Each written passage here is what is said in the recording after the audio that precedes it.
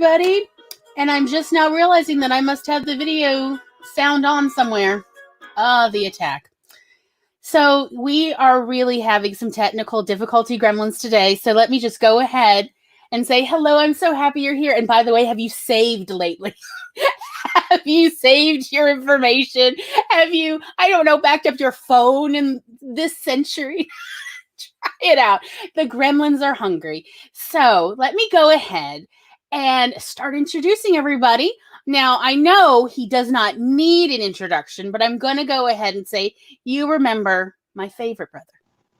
Tom is here. Tom is here on a new camera, and we have been having fun with how it looks like he's like about to tell us all the conspiracy theories. And then we've got, I don't know if she's ready for it, but we have got Mama Maggie is here. Maybe not. I don't know. Hello. Can you hear us? Hello. Yes. Maybe not. Who knows what'll happen? I'm telling you, the gremlins are out. And then, of course, our mystery guest. Who could it possibly be? It's the ghost of Charlie. Hello. And possibly Master Yoda. Hello. I am super excited, y'all. Like, not everybody gets Yoda, okay? Like, do you know how pumped I am right now? I feel so honored. Nothing against Maggie. Excited she is. Guess I must be. Seriously, y'all, I am not joking. The technical difficulty gremlins are hardcore coming at it today. So just watch as George Lucas comes for us now. You know what? I will take it as an excuse to meet George Lucas, okay? Yep. I will take it. I'll get to go to the ranch. That's perfectly wonderful. I want to be like ushered into the scary underground bunker at the ranch, and I want to go meet the archive librarian there. Oh yeah. Yes, I want to hang out with the archivist. Maggie's back. Who knows how long? The gremlins are real, y'all, and apparently they're alive and well in Colorado. Can I just say, if Lucasfilm hasn't come after me yet for all the Yoda stuff, you're fine. You're fine. But nevertheless, Master Yoda, I did do my homework, and I did finally get to watch the rundown. So I have been a good person of like the movies I said we were going to cover. We are going to actually be able to cover. Okay, we are all having a great time. Laugh. It was the laugh that followed. It's like, oh. So we have been having a fantastic time backstage, y'all. I'm so glad you came. I'm so glad y'all all are here, both on screen and in our chatters. This is going to be awesome. Our chatters? Yes, on the live stream, all the people chatting. I mean, there are people probably lurking, but yeah, like our chatters. And again, the gremlins have reclaimed Maggie. She's just going to keep making appearances. You can't hold her back. There, I said it. Quote me now. You know, just remember, 10th time's the charm. Speaking of. Hey, we are so happy that nothing is keeping you back, Maggie. Yeah, I'm done. I'm plugged into it. I'm hoping you're fighting the good fight. Hey, I love it. I'm hoping, and just as we were going on air, packages. In your book. Oh, awesome! Nice. Oh, fantastic. Yes, Maggie, whether she realizes it or not, is going to be promoting her book babies here. Because I don't know if y'all realize, but down below in the description, I have a lot of Maggie's links. Like, y'all, it is incredible. I almost sent it to her. I'm like, here you go. Here's all your links. But I didn't want to intimidate her. I wanted to get her in here first and then be like, oh, by the way, did you know? You could just copy paste all that. Hold on. Welcome to the club. Yes, my Google flu is real. Know that we're a librarian. Oh, the power of the librarian. It has your number. She has your number. Yeah, Maggie has, like, I found her Goodreads author page and her link on Goodreads for Ghost with Cat, all sorts of good stuff. I didn't even know what Inkit is until I was researching Maggie. I still don't know what Inkit is. Well, there's a link to her Inkit page, y'all. We're all going to explore together. Much learning must be done. So yeah, there's all sorts of goodness. Let us go ahead and say hi. Agent MG17 is here. Hello, we're so glad you set a reminder. Hopefully the reminder worked. You too. And hi, Monica. Is that who Monica is? Monica. Agent? Yeah, Hello, she Monica. was one of my very, very first readers like 4 years ago. That's awesome. And she's been with me through so many things. I love her to death. She's in Florida where it's warm. And I keep trying to get her to come to Colorado, but she hates the cold. Yeah, I can't imagine why this might be a hard sell, but there's always summertime maybe, because then Florida gets a bit rough in the summer. We're warm. We're 41 degrees today.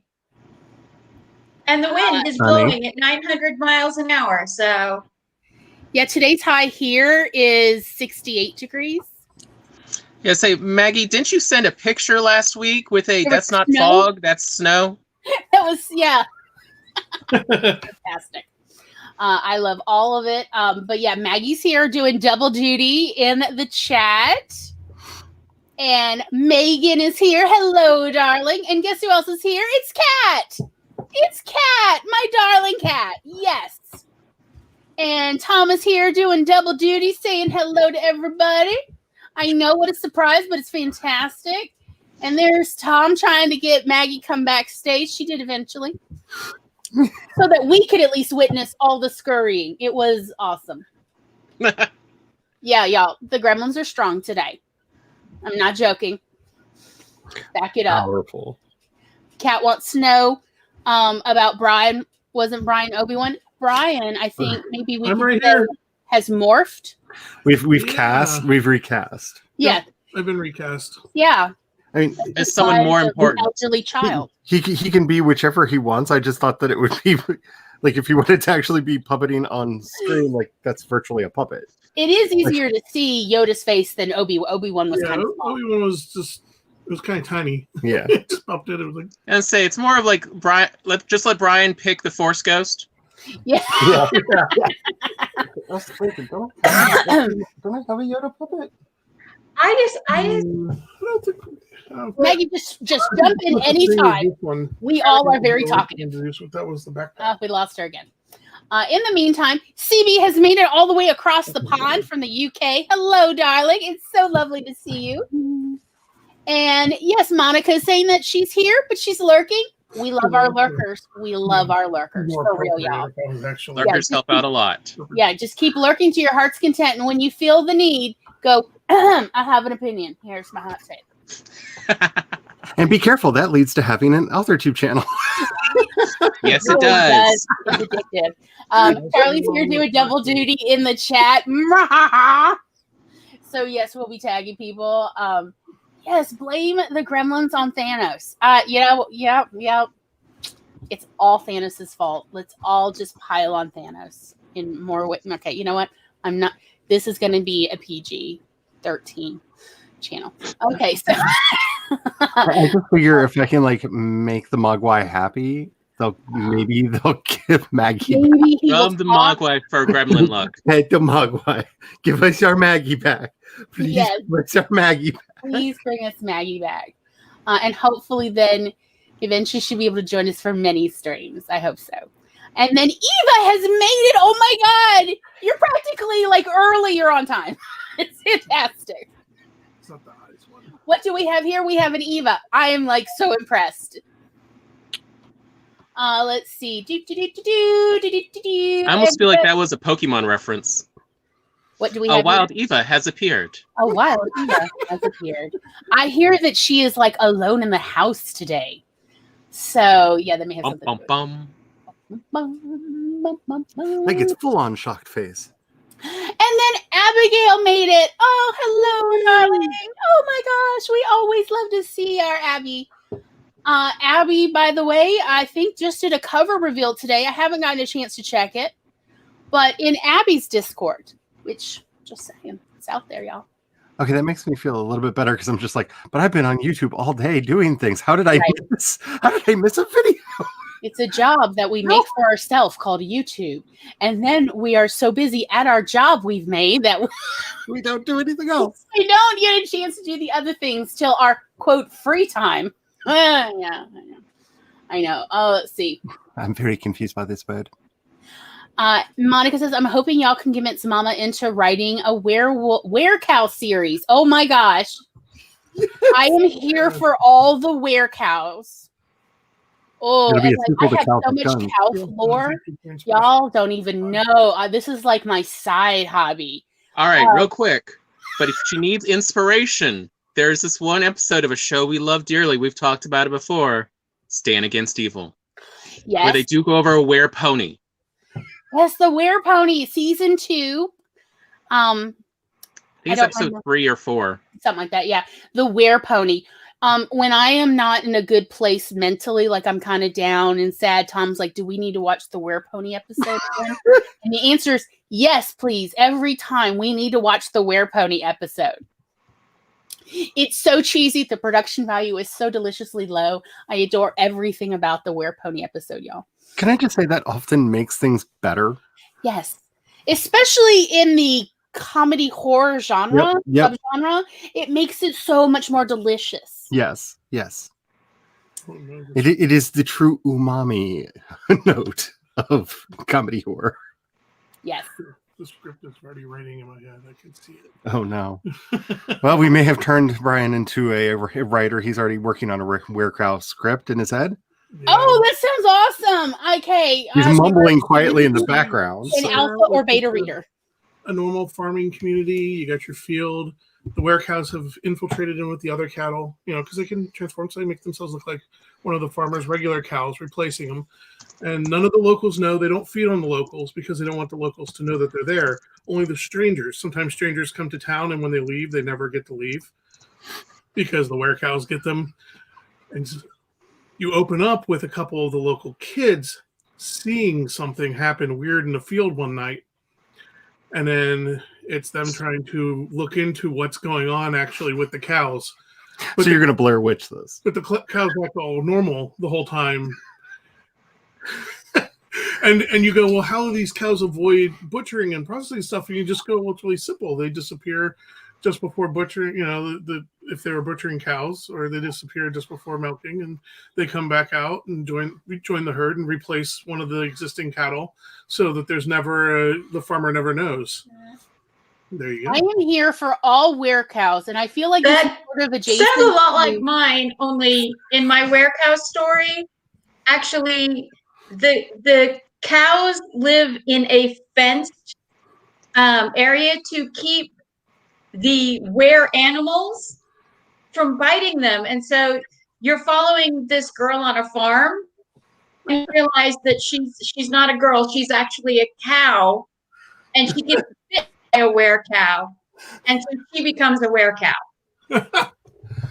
Okay, so I'm going to name your book. It's going to be the very last line of the book is she turns into a human body, and she's a little freaked out, and this were-horse meets her, and she's like, let me take you back to our village. We haven't had a were-cow before. And she's looking at her hand, and she's like, I didn't want to be a human. I liked being a cow. That's great. Oh no! And then we lost Maggie. Bad. Give her back. Give her back. This actually, I feel like this is like kind of, who would love this story is, what is it? Count Remolo or something from Blackadder season 2. Yes. Oh, yes. Hugh Laurie's character, where he keeps dressing up in espionage as a cow. Moo. Like he's sometimes a barmaid, sometimes a cow, sometimes a barmaid cow. It's insane. And I love it. And I'm like, he would be very much like, this is the story I've come for. Look, I gotta be honest, I admire Maggie on this one because this is the first human cow story I've heard of that didn't have any romance or naughtiness angle? Yes. It's just a straight were-cow problem. I think I went to a vampire cow, not a were-cow. I'm here for all the cow fiction, y'all. If I were Maggie, I would stop blaming the gremlins and just be like, this is like all intentional. I like show up, drop the bomb. It's just like, mic drop. What else? Bye. Just like beat herself out. Yes, I love it. Yes. I'm having a great time. I don't know about the rest of everybody here, but I am like, this is like so fun for me. This has been great so far. So, I mean, I hope everyone's having as equally a fun adventure as I'm having today. This was not what I thought was going to happen, but it's so much better. When is a live stream ever what you think is going to happen? All right, that's fair. Like every time I'm like, is anybody going to show up? And Tom and I like literally the day before go, nobody will show up because they all are in their right minds. Why would anyone come to this again and again, especially once they know what they're getting into? Why would they come back? I almost got showered. First of all, if you make me ruin my laptop and have to get a new one because you make me do a spit take on it, you best believe I'm going down to Mississippi. Number 2. And that's why we come back. We're like, oh my God, the glorious chaos of glory. Yes. Don't worry, Charlie. We'll come up there and find you. Yep. We'll come with all the parts. Here we go. Let's fix this baby. Yes. I fixed everyone else's laptops. That's true. Including Macs. Yes, That's a true. lot of Macs. Yep. Although thankfully, actually, the keyboards on the Macs are pretty well reinforced and aren't prone to shorting. That's nice. We'll give them that. It's good, Yeah. good to know. Takes a lot of water. He would know. He did that to this one already once. Yikes. At the start of a vacation, no less. That time you're supposed to be relaxing, and the whole time you're supposed to be relaxing, your laptop's in with the with the computer doctor, and they're going, we may be able to fix it. And you're just like, That's why you have to just bring the what is it? I think Camille has. You were saying maybe I need to get. Oh, that Alpha Smart or something like that? Isn't that what it's called? yeah, I've looked into those. For the easily distracted, but who still prefer a keyboard to writing. Yeah. I thought it might be useful for Tom since, he's in the car so much with deliveries, but a lot of times he's just parked waiting for another order. And I was like, look, this thing, is really effective on electricity. It doesn't go dead very often, electricity wise. And you can just type up. And then when you get an order, just set it aside and hold it. And you can't get distracted on it either. Then you don't need Wi-Fi for it. I have looked into those. I've been told, though, that the one that you want to buy, they no longer make. So. Nope. But the school's bought so many that you can find them pretty cheaply on eBay for at least right now. That's cool. So I think Maggie's going to try avatar mode. I'm trying avatar mode. Hello. Avatar mode. Yep. Yay. Okay. So does anybody want to talk like their first hot take about what it is they love about any movie, adventure movies, adventure story, whatever, just get like the effusive fangirling, fan-personing, fanboying out of their system. Okay, I just want to get this out because I've had this argument with there are 4 people in my life every dang time. Well, I wanted to get into it, but the logic of how the story works, I couldn't. And I'm just like, what do you mean the logic of the story? Like I'm there to see somebody run for a really long time, have a climactic fight scene, and a bunch of special effects do crazy, wacky things. What do you mean the logic of the story? Yes, it's magical when they have one. Don't get me wrong, those are some of the best, but that's not what we're here for. I'm not here to have my life changed. That's why Die Hard is magic. I watched it and I learned something about toxic masculinity. It's what makes it a great movie as an action movie. And the rose bush. And the rose bush of doom. But yeah, Or come on, or the Transformers movie.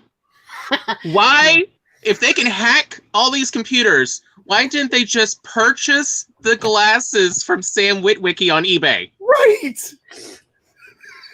Was that so logic hard? is not necessary to have a fun story.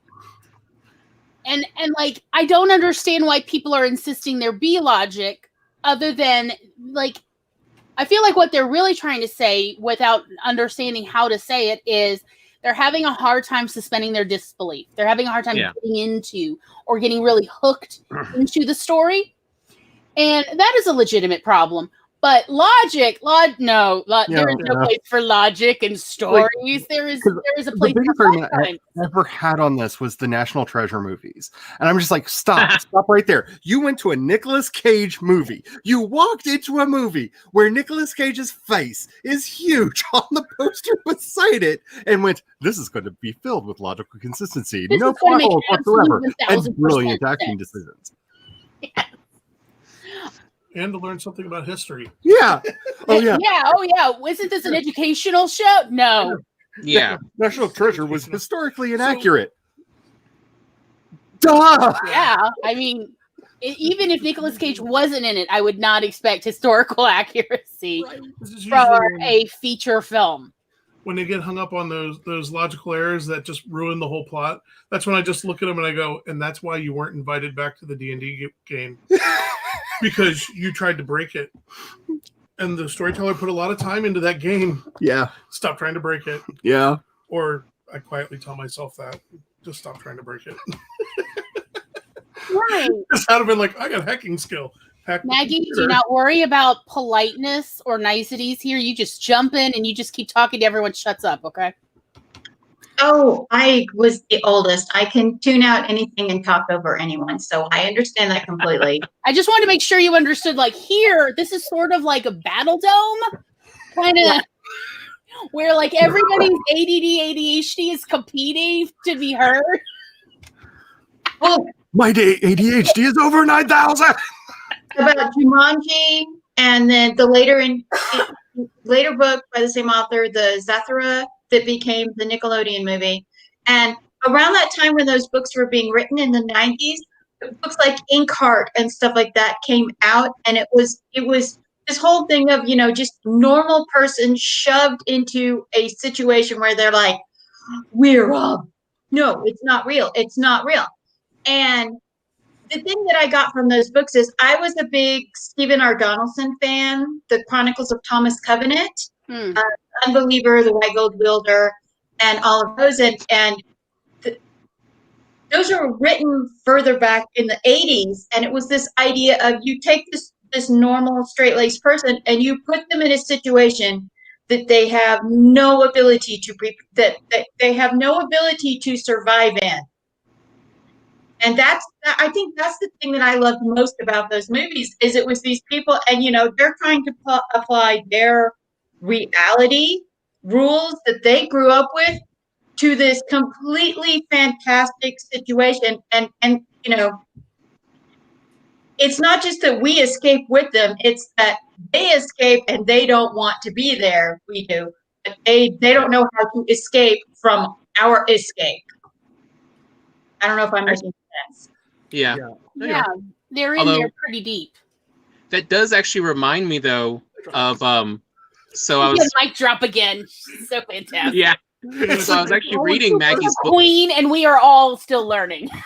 So I was listening to Maggie's books this weekend, and I was listening to what was it, Hunter's Honor, the Huntsman's Honor, and I was double checking some terms because I was like, is this what I'm thinking? Is a sword and planet? And I was reading the Wikipedia page for it, and I love this paragraph someone wrote, truly describing what is sword and planet, because it really brings up a lot of this people have about adventure, which is the genre predates mainstream popularity of science fiction proper, and does not necessarily feature any scientific rigor, being instead romantic tales of high adventure. For example, little thought is given to explaining why the environment of the alien planet is compatible with life from Earth. Just that it does, in order to allow the hero to move about and interact with the natives. Native technology will often break the known laws of physics. Well, Clark's third law. Any sufficiently advanced technology is indistinguishable from magic. But like in Japan, and please excuse my pronunciation, but there's an entire genre for this. What is it? Isekai? Isekai. I Yeah. mean, isekai, you're right. Yeah, Yeah, isekai. which that's what this is. Let's take a normal average person and throw them in the middle of the craziest like otherworld situation that they could ever be thrown into and just see what happens. It's a very popular thing to the point where there's literally a term for it in Japanese. It's so popular that a lot of the gatekeepers in anime are now just complaining about it because that's all they're putting out in all the major anime studios because that's what everyone wants to watch. Yeah, it's very popular. And it's honestly the reason high fantasy snobs are so snobbish in the English-speaking world, because the distinction between high fantasy and low fantasy is whether or not it's a portal story. If you go through a portal to the magical world, you're low fantasy. You're down there. But we like high fantasy, where it's all in that other world all the time, and it's amazing. And there's 5 million pages of world building that you have to understand before you can even start page 1. Yay! And it's really become such a thing in literary circles that it's drifted into film criticism and just into general culture. Yeah. That just the words. Save the world from exposition dumps. Yes. If you can't tell your story without an exposition dump, try another way. Talk to more people. There's plenty of ways to do it. Backstories are a great way to do it. Tell another story that happened before. Don't just do an info dump. Oh, yes. And this is why light novels are becoming so popular, even in the United States. Mm-hmm. Yeah.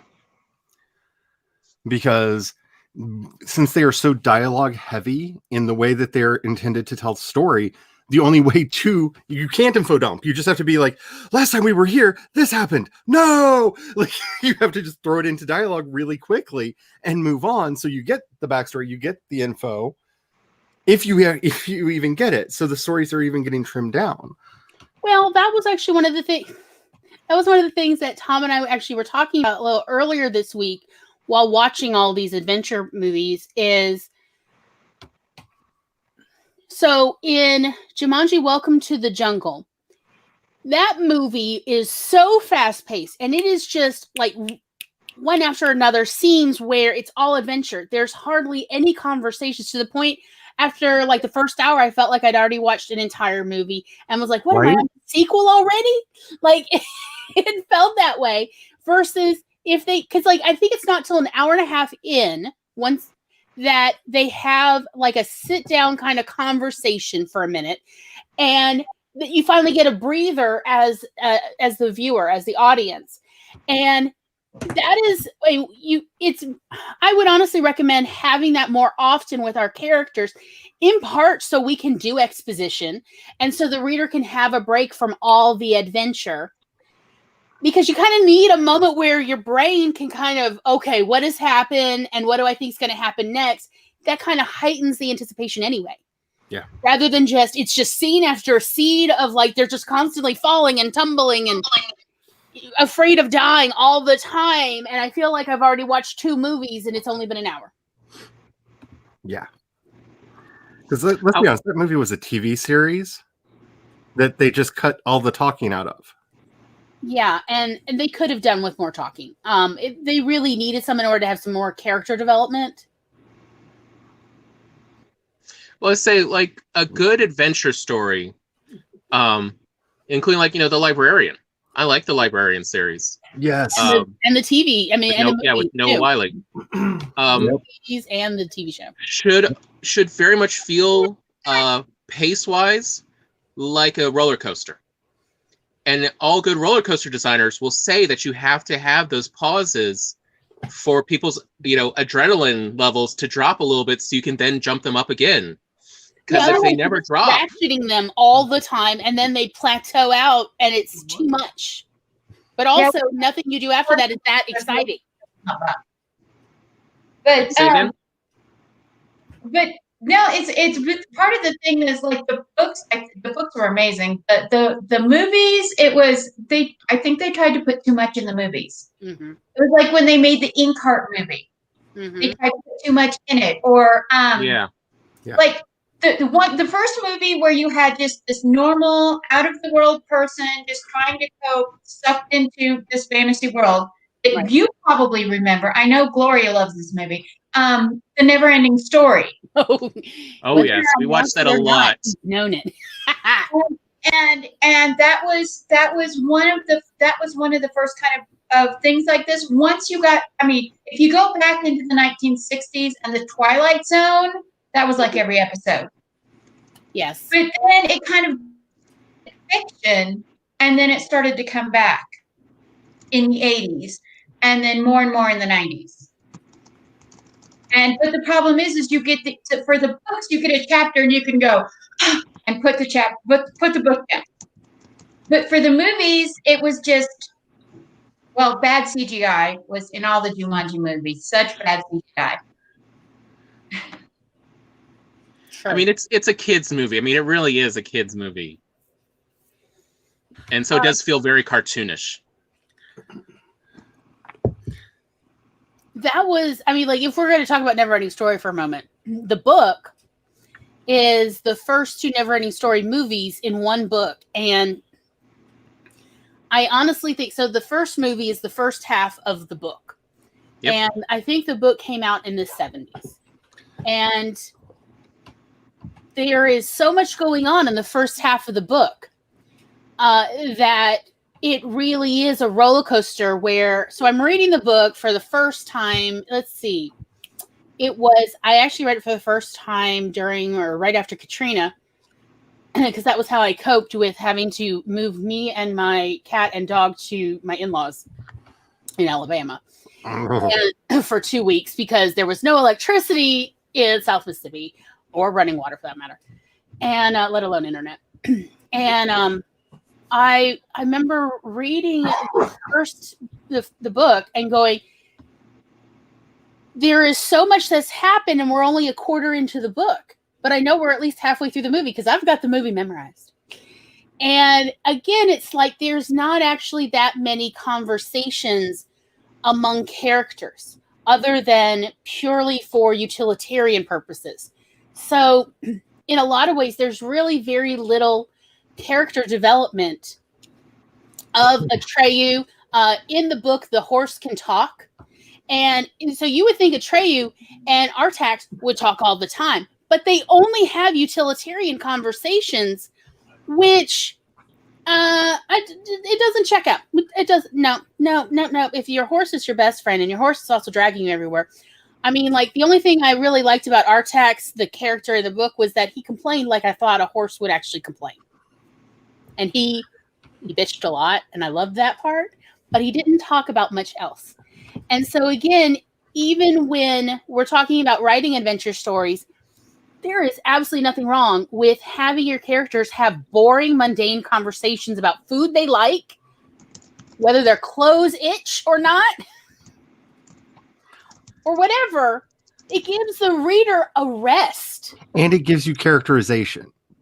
Like Yes. that scene in Lord of the Rings where they're all sitting back complaining about second breakfast, right? You can think about it in the movie or in the Yes. book, right? Right. This tells you everything you need to know about each of these characters, from Sam to all the way through to, Strider has these opinions. Like you're actually learning about their characters through this inane conversation about sausages. Yes, absolutely. And it Now- does give you really nice characterization. You're absolutely 100% right. It really helped me, even though I didn't get much further than that in the book because, oh my God, it is. Y'all, I tried for a year and I just at a certain point was like, I don't know Tolkien jack shit after this. So, yeah. I do want to say I highly recommend this book if people haven't checked it out.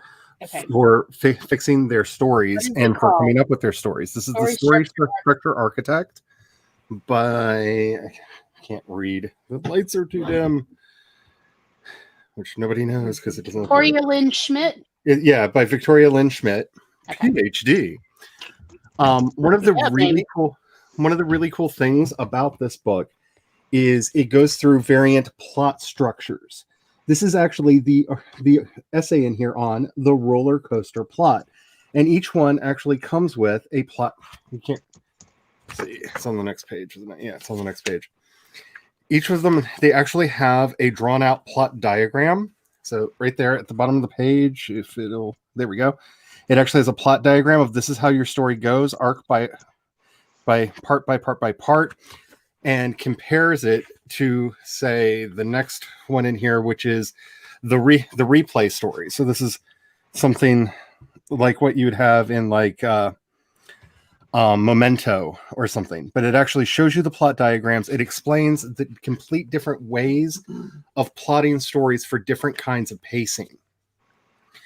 And the PhD literally refers to this style as the roller coaster ride. And yeah, because it is all about adrenaline. Yep, ups and downs and ending on that high note. And that's the thing that is really helpful when you're thinking about either putting these together as a story that you're writing, or when you're watching it, why Michael Bay movies don't stick in your mind. There's no downtime. There's no those dips are when you form memories of what happened before. Without that downtime, it's just and then it's over. Yeah, one of the things I was actually reminded of, I'm just gonna use Maggie again because I was listening to her stories most recently, so it's easiest to remember, is that when the action and the anxiety is getting ramped up in a written story, you use short sentences. It makes the pace seem quicker. It will get you going much faster. You start feeling more anxious if you keep using little short sentences. Versus if you want people to start to relax, you use longer sentences. It draws things out. People take breaths at periods. So if you have a whole lot of periods, they're taking quick breaths. And if you're using very few periods, they're taking long breaths. And so it's another way actually to kind of indicate to your audience what their excitement level should be in your story, just on how they read each sentence. And that's one of the things that the rundown does really well. Because like in a good roller coaster, you're starting out and you're slowly climbing that hill. So they start out kind of slow. They give you character development. You see him, he's working on recipes, sitting calmly in his car. He goes in, has a calm conversation with the football player, establishing the character's respect. And you even see him after being disrespected, walking away calmly, because he's not a hothead. He's not just in it for the violence. He's just trying to do a job, and he's trying to be respectful. And he even calls his boss and is just like, do we need to do this? Can we do this a different way? The entire team's here. I'm not trying to, they could have a good season, and like you're getting to the top, and then he's like, okay, fine, takes a deep breath, and then you crest, and you just, then the action kicks in. You just start off on your roller coaster ride. And it does the good thing that a roller coaster ride does is it builds that anticipation. Yeah. Because you hear him talking about what's going to happen. Yeah. Yes, anticipation is a big part of it. Yeah. And then you see the players getting leg injuries and arm injuries and back injuries and stuff that's going to take them out for at least a season, if not the end of their career. Because everybody talks about conflict as like the core of dramatic tension in a story. Anticipation is what entire genres is based off of. This is what suspense and thrillers are for the most part. It's not the conflict. It's romance. And that is why romance requires you to tell what type exact genre it is of like, they want to know all the beats because they're going to anticipate this throughout the whole story. Yep. Right. I think also, it's not even in genre. It's all of it. Because I'm just thinking about Little Did He Know. And the character of the professor in Stranger Than Fiction I've written, whole essays, and I did an entire course. I taught an entire course on Little Did He Know about the foreshadowing of. I am always sad when I see people writing about, foreshadowing is like a cheap trick. No, all right, it may be cheap, but it's what readers want. It's what they need, honestly, because number one, you do want to prepare them for what's going to happen, good, bad, or indifferent. Something's going to happen. And two, you want to build that anticipation of it. You want to heighten that sense, but not beyond the reader's comfort level. And part of that is by letting them know ahead of time. So honestly, yeah, they could put the book down for a little bit if they need a rest. I've had books that have gotten me so excited. I had to literally put that baby down, have a breather, go make myself a cup of tea or something, and then go, am I ready to go back? Yeah, all right. I gotta know how this ends. Or I gotta know what happens next. But I've like gotten so worked up before from the anticipation alone. And that, like, did I stop reading it because the anticipation was too much? Oh, heck no. No, not a single time did I stop ever reading a story because I was anticipating too much.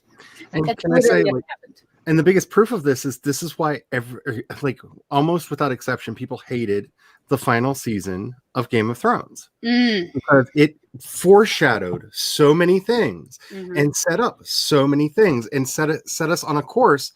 And then, like a bad twist, a good twist, when it happens, you can go back and reread or rewatch and go, oh crap, they were setting this up all along. I missed it. I fell for the red herrings, not for the actual story. That's how you do a good twist, right? But it defied our expectations in a way that made no rational sense. And that's where reason comes in. If you're foreshadowing, right? It's the Chekhov's gun thing, right? Gun shows up in the first scene. It has to go off by the last scene, right? Yep. You've set it up. You've told us, right? I'm here to break the wheel. Well, yes, a viable way to break the wheel is be like, hi, I'm Dragon Hitler now. Okay, that's a bad way to do it, but okay, wheel's broken. Everybody else is dead. Right. But yep. You don't give us any moments of like seeing her get dark and broody and like monstrous until then. And so it completely breaks down and does not make sense. Again, not to keep going after him, but he is one of my favorite punching bags. Every Michael Bay movie ever, when he tries to put that twist in, it comes out of nowhere because there's no forethought. There's no, it's just one day on set, they went, who would it be really funny if, and filmed it. Yeah. Like, well, to me, the case in point for foreshadowing is at a more basic level. You ever see that meme of this is a meme from 2080 or 2120, and essentially you have no context for it. It is a very weird, piece of art. I can't remember who actually painted that piece that they used for it, but truly original art that has nothing like it before. People are not that interested because to them, I'm sorry, Maggie. But truly original art that people have not seen before at all and has no context in people's minds. They have no tropes, no concepts to go with it, no stereotypes. Most people are very just sort of passé and they don't care about it. They just, go, oh, okay. And they drop it and they go on to something else because it requires too much thinking, too much translating, too much extrapolating. That's the whole point of tropes and stereotypes is it gives us a shorthand communication method, and foreshadowing is the same thing. It keeps your readers informed of what's going on in the story versus it feeling like a hat pull of, oh, this character is now acting against their own stereotypes, versus if you foreshadow that the character normally acts this way, but they had these traumas growing up or this situation in the past, then when they do act differently, it doesn't seem like the author is just forcing things to be this way. Like in speaking of Michael Bay, I think it was that second or third movie where Optimus Prime has kicked everyone's butt every time, and all of a sudden Optimus Prime is just all of a sudden on his own and just gets killed with like one or two hits. It's like, what the? We've just seen him kick everyone's butt every time, one of the best warriors, and just one or two hits and he's dead. What happened here? Other than you wanted to kill him off, but like there's no foreshadowing of why that would be possible. Right, versus at least like in Star Wars with the Death Star, there's this spot. And if we can get it in this tiny little hole, kabooey, right? I mean, like we are given a little bit of foreshadowing to warn us. And we're even told that was what, the information in R2-D2 was from the start, y'all. So whether you knew it or not, all of it was being foreshadowed from the start. And also the real moment, the actual climax of that movie, if you remember back to the first time you watched it, is actually Obi-Wan's voice suddenly appearing in the cockpit. Use the Force, Luke. That's when the audience went crazy. That's when the crowd watching the movie shouted because, oh my goodness, because that's the payoff the whole time, right? Open religions are no replacement for for a good blaster at your side, kid, right?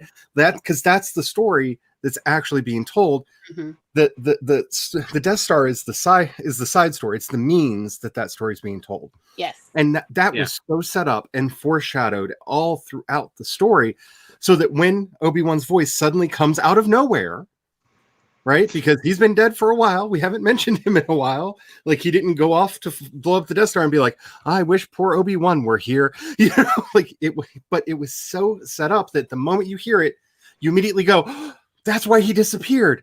He's a ghost now. He's here to help him. Yes, Luke, use the Force. And like, you're in, because that's the actual climax. The blowing up of the Death Star is just the denouement. That's he did it. That's the proof. Yes, it was the Right? payoff for all of this buildup, all this anticipation of, why is the Force such a big deal? Who cares? Who cares about this? I mean, it's just some old guy in the desert. Who cares? And it's the payoff of, this is why you should care. And that's what a really good setup can do. I would say, dang it, another great example would be from the last episode of Mandalorian, but that would be a spoiler. Yeah, it's a spoiler. It's a little soon. Don't ruin it yet for me. I'm teasing. It's okay. You can ruin all things, but I understand other people do not feel that way. Well, so go ahead, Maggie. Oh no, I was. Go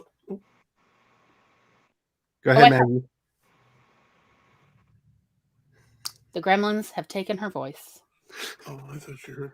So here was my thought, was how about we go for a break and maybe the winds will die down around Maggie's farm ranch, the goat land. The home of the were-cows. And then we will come back and we will discuss more fantastic adventuring. So I was thinking today, maybe, because I have been watching a whole bunch of Northern Light videos, I thought maybe if it will respond to me, we would do Doll's Northern Lights countdown timer. I love Doll's timers. I know, aren't they lovely? Okay, are we ready, y'all? Maybe? Almost? Almost. Yeah, just pull it together. And remember, there we go. Yeah. Save your stuff. Get some water. Stretch a little if you haven't already. Do the things. Yay, let's do the thing. In 3, 2, 1, sprint!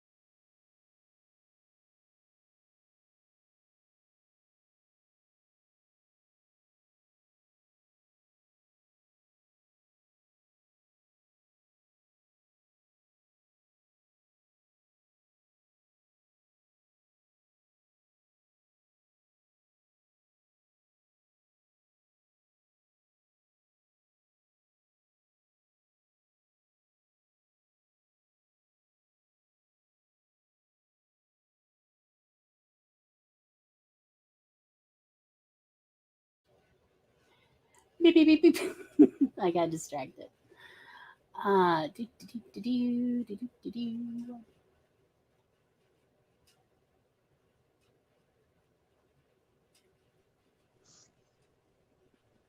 Alrighty. How did everybody do? And we're back.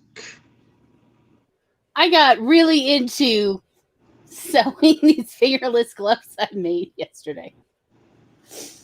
And lost all track of time till I heard Tom from down the hall yell, Glory! Otherwise, I'd be like, y'all just gonna have to wait because Glory's just like totally styling. Hey, Brian, you got a measuring stick where you are? A measuring tape. Yeah, we can do a measuring tape. He's walking the dog at the moment. And I'm trying not We to. still don't have measurements on that hand. Yeah, because I wanted to be crochet Charlie's gloves right now, but I can't. So instead, I got lost in the do making these super strong. Why? I don't know. It's not like I'm really hard on my stuff. Anyhow, how did everybody else do? Tom made what are you calling these trashy margaritas? Trashy Ritas. Oh yeah. Trailer Trashy Ritas. Taste the plywood. Delicious. Taste the fallen insulation. Oh yeah. Is it not the color of all the insulation under a trailer? I don't know. I didn't look. Let me look. Yeah, that's fair. So during that sprint, I had a box of, don't say who it's from, but awesome little like things arrive. Aww. Because somebody knows how much I like certain things, and that I didn't have any certain so things, pretty. and got like a bunch of. That's full of candy. Oh. I mean, yeah. And nice. these, yeah. Nice. You all are amazing. You all are awesome, and I wish I could say your name out loud because you asked me not to. But you're amazing people. Let's see. It looked like Jules made it. Jules says I've been attempting to use a new time tracking system for the last couple days, and it's not going well. I want to give the system a fair chance, but I just want to throw it across the room. Oh, the feels. Yeah, I get it. Maggie says hydrate or dihydrate. It's a great reminder. Hydrate or dihydrate. Hydrate with what is this? Tequila and whipped cream pinnacle. And mellow yellow. Mellow yellow. The shape. It's like something you'd have at a con, honestly. Yes. That's kind of what I'm working on for is, Never drink anything blue at a convention. Never drink anything out of the head of an alien at a convention. Well, I mean that depends on who the alien is, but whatever you want to tell yourself, Charlie. Let's see. Kat said I finished gluing the pages together. Now the glue needs to dry so that she can hole punch them. Like, who knew that, turning in paperwork was going to be a craft?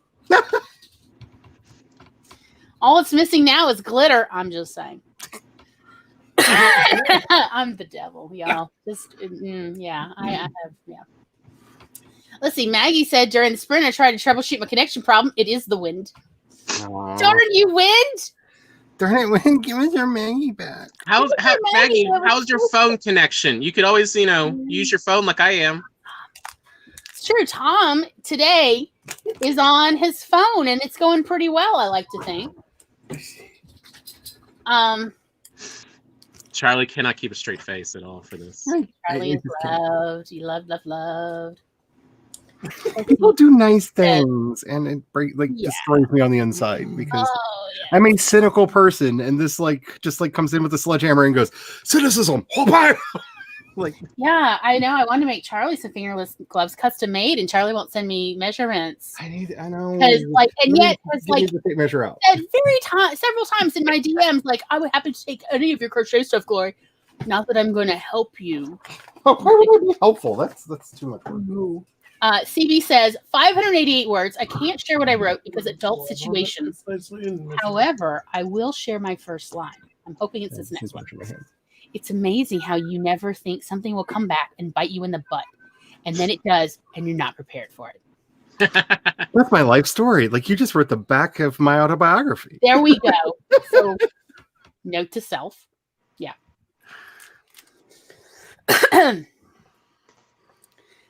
Jill says, honestly, though, it sounds way better than some of the wines that other people have touted as wonderful. Yeah, I had to be honest with her. Most wines I've had, I thought were kind of and passable at best with food. Like, on their own, I wouldn't keep drinking. Yeah. I mean, as somebody who has been forced against my will at gunpoint and chains to go to various wine tastings over the years by some horrible person. There are wines out there that are really worth it. Yoda. Yes. Yoda keeps dragging Charlie to wineries. Yep. So rude. Hashtag so rude. Or worse, to these like industry wine tastings where they put you in a room with like 100 vendors who each have like 12 wines. Oh, and they're just like, remember to spit it out so you don't get drunk. And you're like, no, finish. I think. Yeah. Okay. Getting drunk's the only way I can enjoy this. Amen. Amen. Okay. Do not make me sing. I will sing the amen chorus. Watch me do it. Kat says it's a planner that they made yesterday. So you're actually putting together the planner from yesterday. Crafting a planner. Add the glitter now. Live stream. Add the glitter. There, peer pressure. Peer pressure. Add the glitter now. Glitter is gay herpes. Don't spread it. Yes, put it everywhere. Touch everyone with it so that they can identify where the body was later. No! You want people to know. Maggie says, I am 17 miles from a cell signal. That is remote. Those goats are just allowed to do whatever they want, obviously. There's no recordings.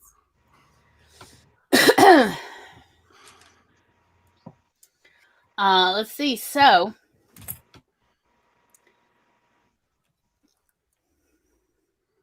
adventure time. All right. So, what do we want to talk about first? Action adventuring. Action and adventure. Well, remember we had talked about the way to do reviews is say all the positive things you have first. Everything nice you have to say, including, well, their hair looked good. And then tear that crap up like a cat on a roll of tissue. Anyway, that's. Well, just one last thing on what we were talking about before, that people are there for the tropes. And I don't want to get into the issues that there were, the very valid criticisms of the plot and story in said movie, but this is why Indiana Jones and the Kingdom of the Crystal Skull was reacted so hostile against. We were used to him going after a mystical treasure. We were used to these being fantasy stories. Yeah. And you sign up. Oh, it's an Indiana Jones movie. He's going to go after a magical artifact that is going to play some role in the story and blah, blah, blah, blah, blah.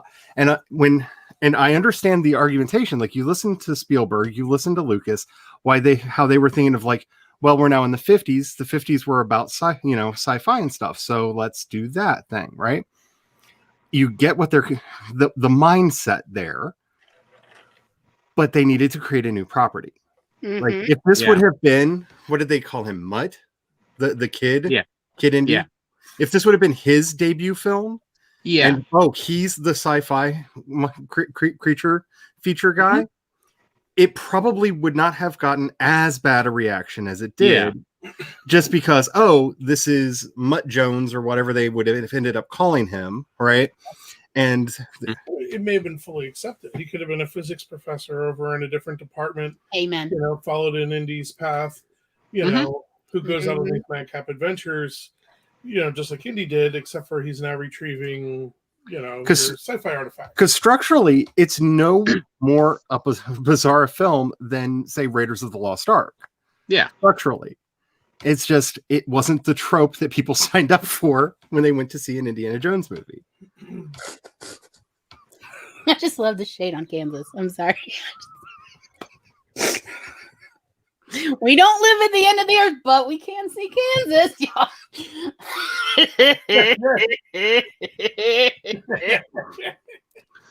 I just say that as somebody who is like, I once applied for a job in Kansas as a librarian, and I wrote, in my opinion, the best cover letter of my life. And it didn't quote from the script of The Jerk. Yes. With Steve Martin. With Steve Martin, yes.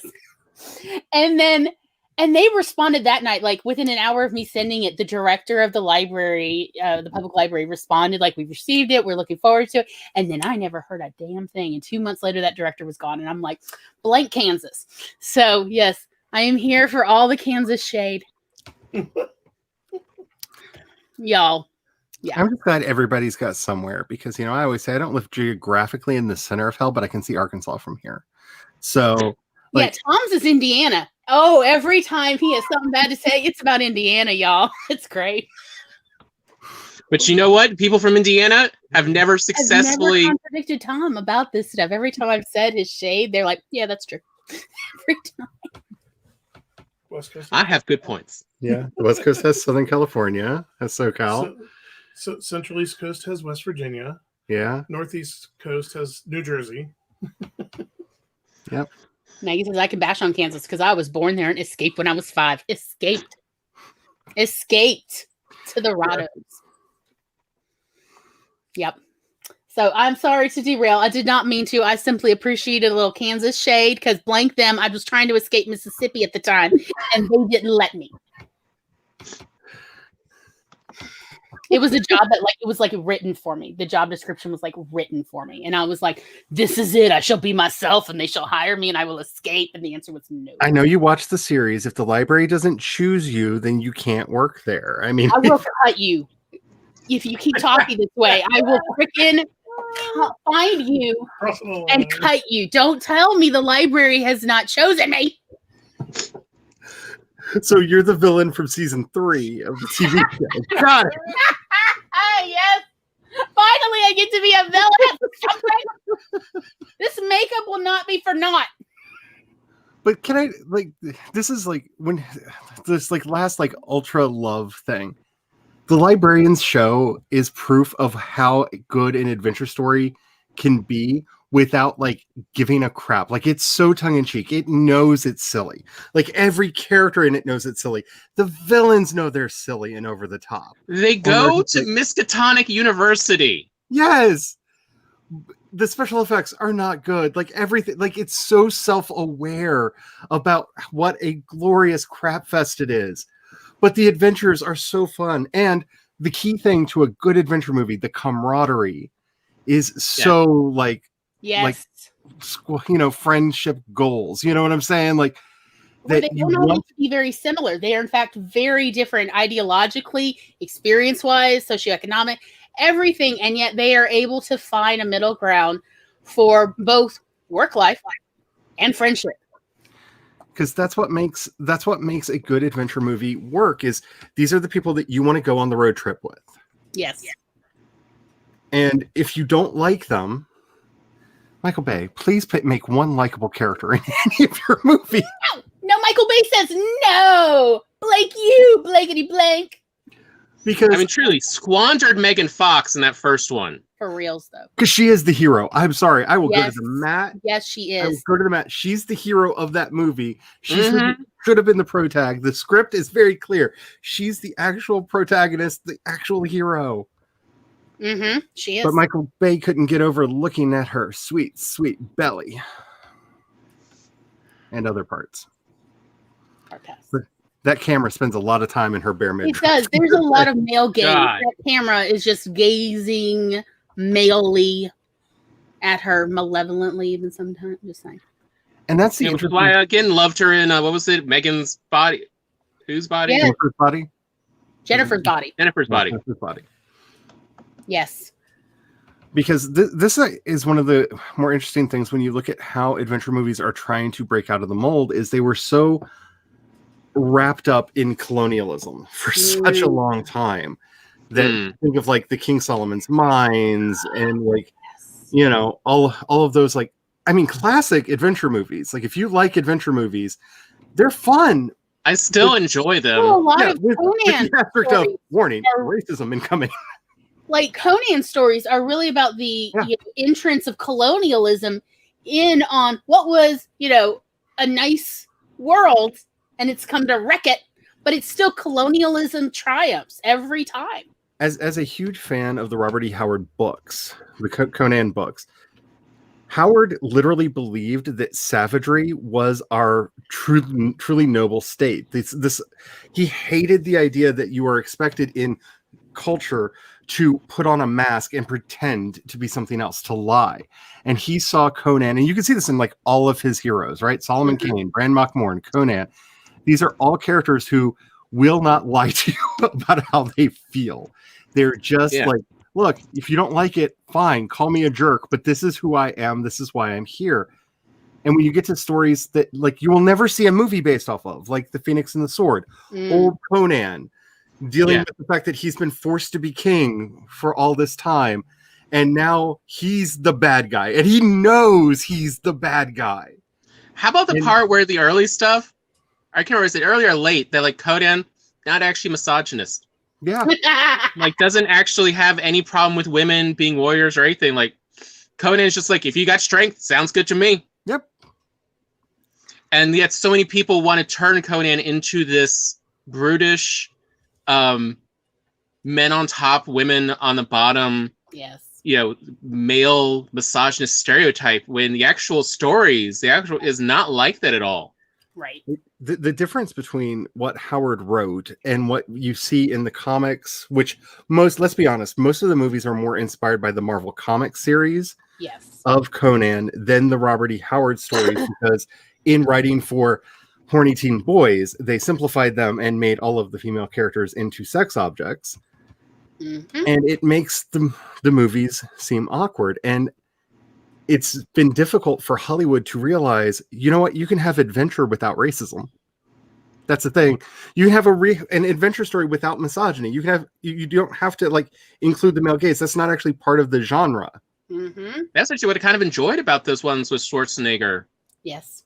Yeah. And then Red Sonja was, I actually didn't see that much, you know, male gazing as just, we're friends and we're going to kill a lot of bad people. And Grace Jones was amazing in Conan Yes. the Destroyer. Can I just gosh. say, all hail Grace Jones? Yes. Yeah. I know whenever I hear, you know, the latest in the 2010s, the whole no one likes strong female leads. Like, I'm just like, have you seen the 80s? There was a lot. We just don't like social, just for the social signaling. And we can tell in your story, no, you really don't think this. You're misogynist deep down. right. Yeah. Yes. And I think that's true with just about every. It's what made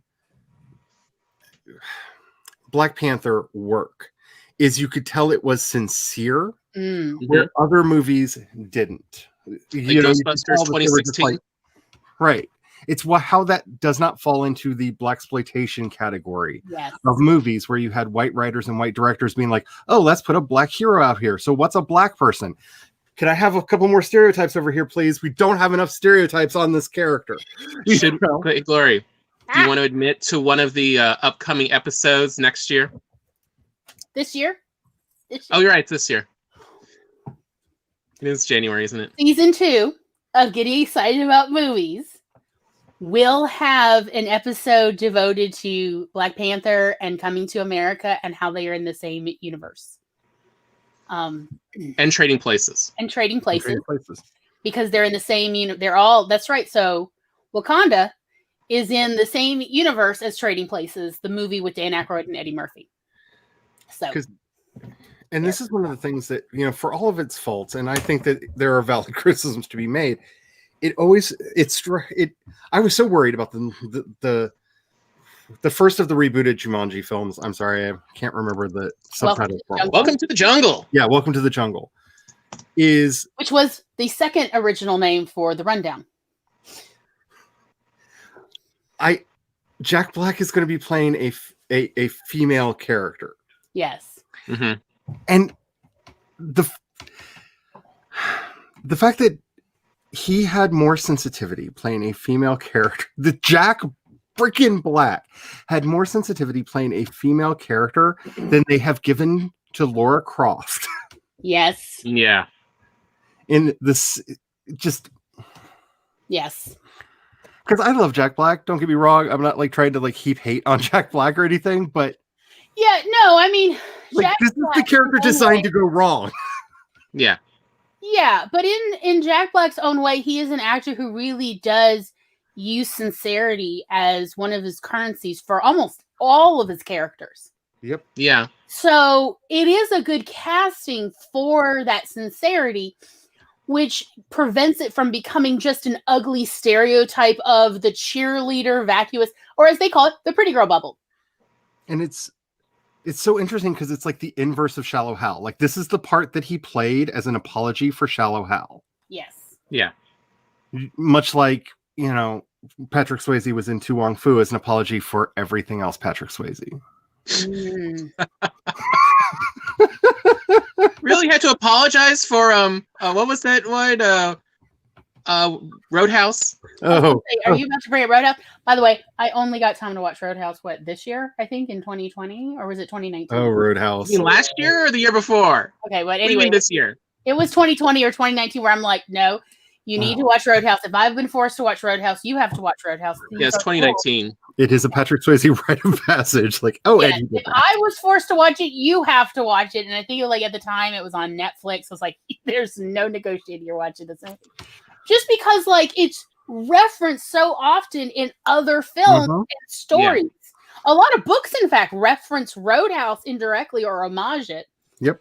And so I was like, look, if even I've seen it, yeah, you have to watch it now. And then I just had like the strangest hot take on it, which is, why is Patrick Swayze the lead and not what's his name?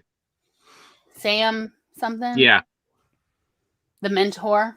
Oh, Sam something. What is his name? I mean, because he looked better. He acted better. Oh, it was just such a nice tall glass of gray water. but yeah. Yeah, I know what you're talking about. But that's the interesting thing to see about how adventure movies kind of fell out of fashion for a while until Disney, and this is one of those things that I feel like we have to blame Disney on, reminded people that dumb adventure movies can be fun. Yes. Because you get their remake of Escape from Witch Mountain that came out and really kind of kickstarted the adventure movie trend again. Because that's Sam Elliott, by the way. Sam Elliott. Thanks, Sam Monica Elliott, that's it. and Maggie. They got our back. Because everybody loves that roller coaster story, and even almost especially when it goes wrong. Like, Yeah, how are they going to recover? Like that's the other part is a good adventure story. It doesn't all go correct the way they think it's going to, and the way it's plotted out. Yep, in your need mind. conflict. You need conflict in order to have something for everyone to react to. And that's what Jon Favreau again managed to do in the early 2000s with Zathura. yes, Is show here's how you can write a good children's adventure movie. Okay, so that is the issue Tom and I were talking about, was the original Jumanji movie was really everything at issue with boomers. So the children are the two-dimensional characters. What's Judy and Peter? yeah, They are supposedly it's a children's movie, except the children characters are two-dimensional, and They're passive. They're passive. And Yep. Alan and Sarah, I think it is, Yeah. who we do see as middle schoolers, but their main time on camera is as adults. And they're the ones who have character growth. They have character arcs versus Judy and Peter do not have character arcs in the original Jumanji movie. They get that in the animated TV series, but they do not get that in the original movie, even though it's supposed to be a kid's movie. But how can it be a kid's movie when there's no development for the children's characters that kids are supposed to relate to? Well, let's say that was bring up was you were talking about your preferred type of adventure story is one where the characters also get a development arc. It's not just plot driven. And I was noticing in Jumanji that my subconscious identified that Alan and Sarah were the main characters precisely because they have the character arcs.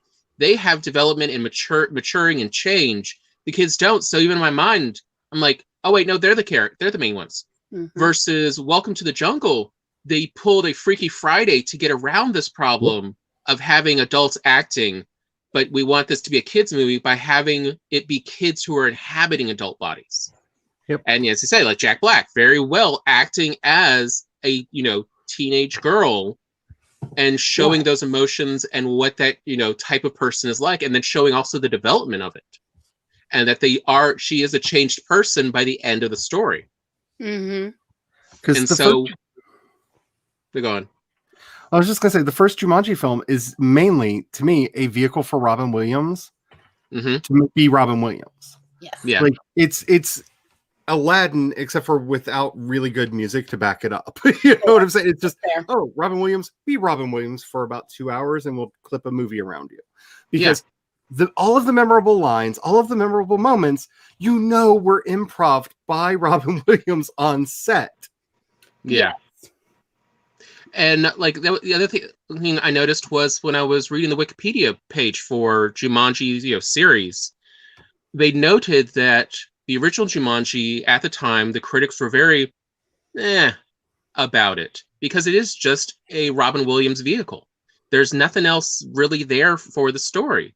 Versus Zathura and the other two Jumanji movies, those are children's movies, and the children all have character development. Amen. In Zathura, we have adults, but they are not the ones who change. Even the, spoiler alert, the adult character. Years. If it's not spoiled by now, I'll deal with it. Even the adult version of one of the younger kids is not trying to develop as, the adult character. He's trying to make the kids develop and mature so they don't make the same mistakes he made. Yes. So we still just see the children having character arcs, not the adults. Right.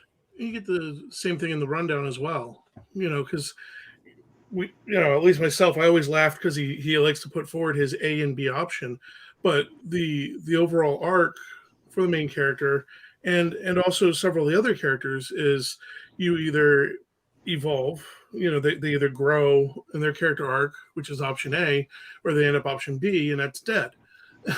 Pretty much by the end of the movie, because he starts out just bounty hunter doing the job to get the money to get the restaurant, because that's really what he wants, and he's trying to get out, and he's just doing the job, and it's just, I'm doing my job, I'm finishing my job. He doesn't want to have to be mean or nasty or do violent things, but if people won't come peaceably, then he'll do mean, nasty, violent things, whatever, but by the end it's like, no, it's not just the job, it's like, I can't leave these people in this place. I can't turn my back on them. And then even, at the very end, even with the son, who was the job, he completed the job still, but, just like in The Mandalorian, he's like, I can't just leave him here either. And breaks out the fruit. And I mean, that problem where morals and ethics get in the way of you just doing your job. It's such a bummer, right? But it makes for a great story. Well, it's the plight of the bounty hunter, the both in story and in real life, because it's like you're doing a job, but if you look too closely at who you're doing the job for, if you look too closely at the impact, the ripples that you're going to cause, both executing the job and in completion, and the lives that may be ruined around it, you start questioning. And it's one of the things that also is really cool, because The Mandalorian starts out with that. He does the job, and then he's like, oh, wait, I need to undo this job. This is just a child, that I can't leave. You did the Baby Yoda. Yeah.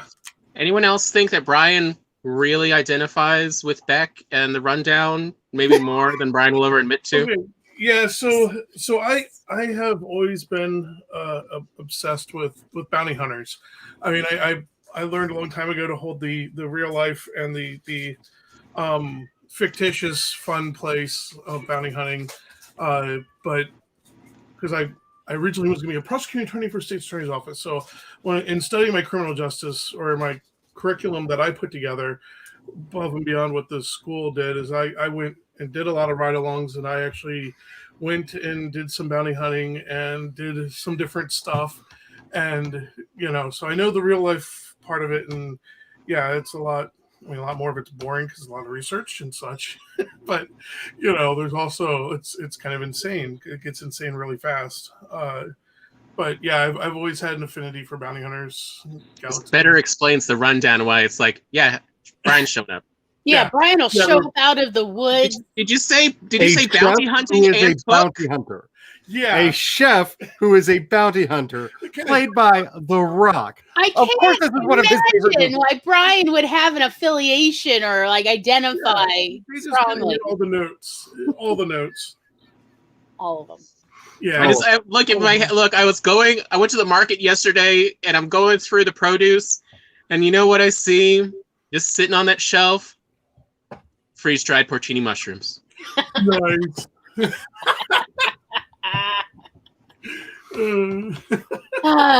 Yeah. It's like the whole Brazil nuts part that just left me laughing. It's like, so what do you call them? Nuts. I picked them off the tree in the backyard. It's just like, yeah. Yeah. Yeah. But there's an interesting intersection between family movies and adventure films. And to me, this is where like Robert Rodriguez came in with the Spy Kids franchise and reminded people, look, you can have a fun adventure movie for kids that is a family movie. Yes. Like Hollywood had gotten away from this idea of the family film. It was either an R-rated, like, oh, it's like a knockoff, like Fistful of Dollars movie. Like all of them kind of gotten to that point. Or it was so dumbed down because they didn't think kids could get a story. Mm-hmm. And then when the Spy Kids movies, like that was such an oddly fresh breath of air for an industry that gave us like the computer in the red shoes and Flight of the Navigator, like movies that had been made that were adventure movies for kids that a family could sit and watch. Yes. Right. But they forget. So at some point, when there was a changing of the guards, they just went, you know how you talk to kids like they're idiots. They love it when you talk to them like they're idiots. All that you have to do to sell a movie to adults is just put some naked women in it, and it'll be fine. But talk to all the kids like they're stupid. So these are the two kinds of adventure movies we're going to make. It's an adventure movie. How do you know that? Oh, look, isn't she hot? She's naked now. Are you happy? Are you happy? We're done. Okay. Oh, the kids, let's just make it as dumb as possible. And well, that was actually part of my defense or pitch, whatever, for why the rundown is part of the Jumanji verse, is that all the other Jumanji stories are actually about kids going into Jumanji. And to Gloria and I, Jumanji is very much, in our theory, what was it? The god of DMs? Okay, yes. It's the spirit of all dungeon masters, like in role-playing games. And Jumanji is the spirit that inhabits all DMs. We never did find out the dungeon master's name from the cartoon. Now we know it. It's called Jumanji. And that's also why no one actually dies. It's just meant to be adventure. It's just meant to be fun. It's not meant to cost you your true life. Yeah. Versus, if you actually look at the rundown, it's actually a similar story, especially to Welcome to the Jungle. Yes. So many beats that I don't know if rundown is what happens when an adult goes into Jumanji, so the danger is ratcheted up, or if just Jumanji really liked the movie The Rundown, and so put an avatar of Beck into the game in Welcome to the Jungle. Because where Dr. Bravestone comes from. Smolder Bravestone. It's like, this guy's a rock. He's pretty hot. I like him. He's nice, but not too nice. So I mean, it was my theory, but the stories are very That's an similar. interesting idea. Yeah, it is. That's why Tom wanted to include the rundown, and why he sat there and forced me to actually watch it yesterday. It's a funny movie. You know what? My issue with the rundown has more to do with the editing than anything else. A lot of the editing drags. And I'm like, I'm so just bored with this. Get on with the fun parts versus the cuts of the scenes. They're a little too long. Also, I love Christopher Walken, but why did somebody think he's the villain here? Because he's Christopher freaking Walken. Christopher Walken is a sweetheart with incredibly long pauses and emphasis. So Who probably murdered Natalie Wood. Anyway. Look, we've all made mistakes. No, I'm not going to defend it. I mean, come on. Have you seen, what was it? Seven Psychopaths? Okay. Yeah. But have you seen Seven Psycho Cats? Well, the rundown was after he had just made his magnum opus, which would be the Prophecy trilogy, where he played a renegade angel trying to take God down. I made Glory watch that too. He also made me watch it too. Because the first one's good. The first Prophecy movie is good. But once I explain what the heck the Prophecy movies were about. Right. Yeah, the other two. Oh my goodness. Which is, the Prophecy movies are not about the humans as much as the Prophecy likes to pretend it's about all the humans. No. It is about redeeming this burned out angel. And can I just say, the greatest, and I do mean the pun here, the greatest sin of those movies is that we only get Viggo Mortensen's devil once. The best character in the entire franchise is Viggo Mortensen's devil. Look, y'all can hate on me and at me all you want, but I still think it's Viggo Mortensen's best role. He is so good. So good. Versus, frankly, all the rest of his, he's trying to be quiet, but frankly, he's whiny. So much of the time, Viggo thinks he's playing a quiet character, and he's just being pouty, and I just want to smack him a lot. No matter what movie he's in, I just want to smack that character a lot. Pull it together! But that's why he's the villain, because this was his I jokingly call it his magnum opus, which Hairspray was honestly his magnum opus. But anytime you're in a John Waters film, that's the pinnacle of your career. You're never gonna recover from that ever. And John Waters, John Waters. That's why he's the villain. Let's be honest. Because that movie came out not too long after that whole thing, and we had him recuperate his career during the Weapons of Choice or Weapons of the video, the music video with him. Weapons of Choice video with him dancing on the walls and the ceiling and everything, and you're just like, oh my goodness, this guy, I could literally watch him do anything because I just watched that. Oh wait, there was a song there? Really? Okay. Yeah. Well, I guess I have to wait for it to come back on so I can hear the song. Yeah, that's fair. Because he is very captivating. But yeah, that's not the best reason. It's kind of like casting Robin Williams in Jumanji. He was big at the time. That's why he's in the movie. But yeah, I find Christopher Walken honestly a little bit distracting as a villain. He would have been great as the pilot role. Yeah. Christopher Walken could have still stolen every scene, but I think would have been better cast as the pilot, which, by the way, why is the guy supposed to have a Scottish accent, but yet it's a fighting Irish plane? What's that about? Is that supposed to be an in-joke, or is that just absolutely terrible casting? And he's playing Scottish bagpipes. Yes. Oh, okay. Those are not Irish bagpipes. Hollywood, sweetie. They have bagpipes, but they are very different. Sweetie, Hollywood, my darling, my love. There's a huge difference between Scottish bagpipes and Irish bagpipes. Every other bagpipe. There's Scottish bagpipes sound like a cat being strangled in a bag after having been given clouds of crystal meth to huff. It's bad. It's terrible. It's really meant to declare war at people. That is the whole purpose of Scottish bagpipes. It makes you angry. Yes. You're supposed to declare war at people by playing these bagpipes at people, and they're like, well, screw you too. Let's go to war. I mean, that is the point of Scottish bagpipes. And they're why most people think they don't like bagpipes. No, you just don't like people declaring war at you all the time. Yes. It's totally understandable. because like the brilliance of movies like another adventure movie that I absolutely love, How to Train Your Dragon, Yes. is every time they go somewhere different, somewhere new, the first time the theme is played, it's played on an Irish bagpipe. Which do sound lovely. I love Irish bagpipes. Because it's almost pipe organ-y, it's even almost enjoy cello-y, Greek but bagpipes. it sounds different enough that most people can't place it. So it's a perfect placeholder in most movies for something mysterious is going on. And that's how most people actually encounter that sound. And like I loved the reboot for Ah My Goddess, an anime series. The intro to the TV series has Irish bagpipes playing. Now, I agree. One tiny bit.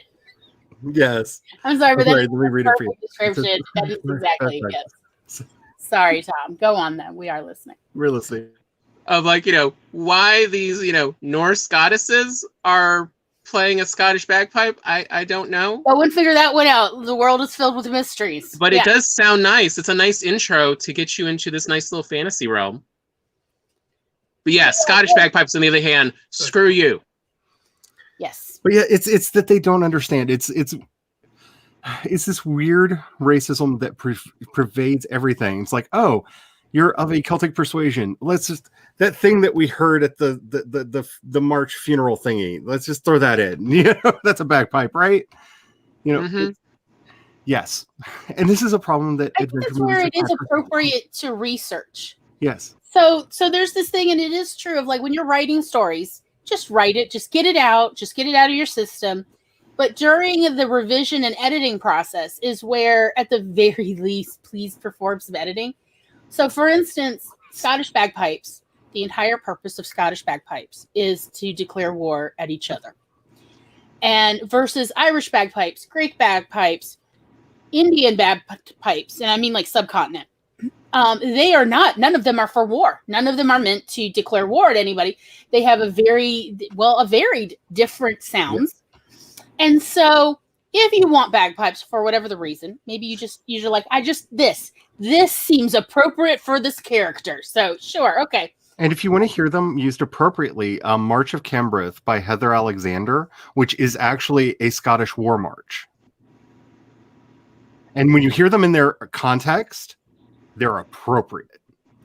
I really enjoy I can't remember her name. Snake Charmer? The Snake Charmer, who plays a variety of different bagpipes. But in her YouTube description, she actually tells you specifically like the make and model and the historic background of each kind of bagpipe. I think like so far, maybe she's mastered 13 different bagpipes from all over the world.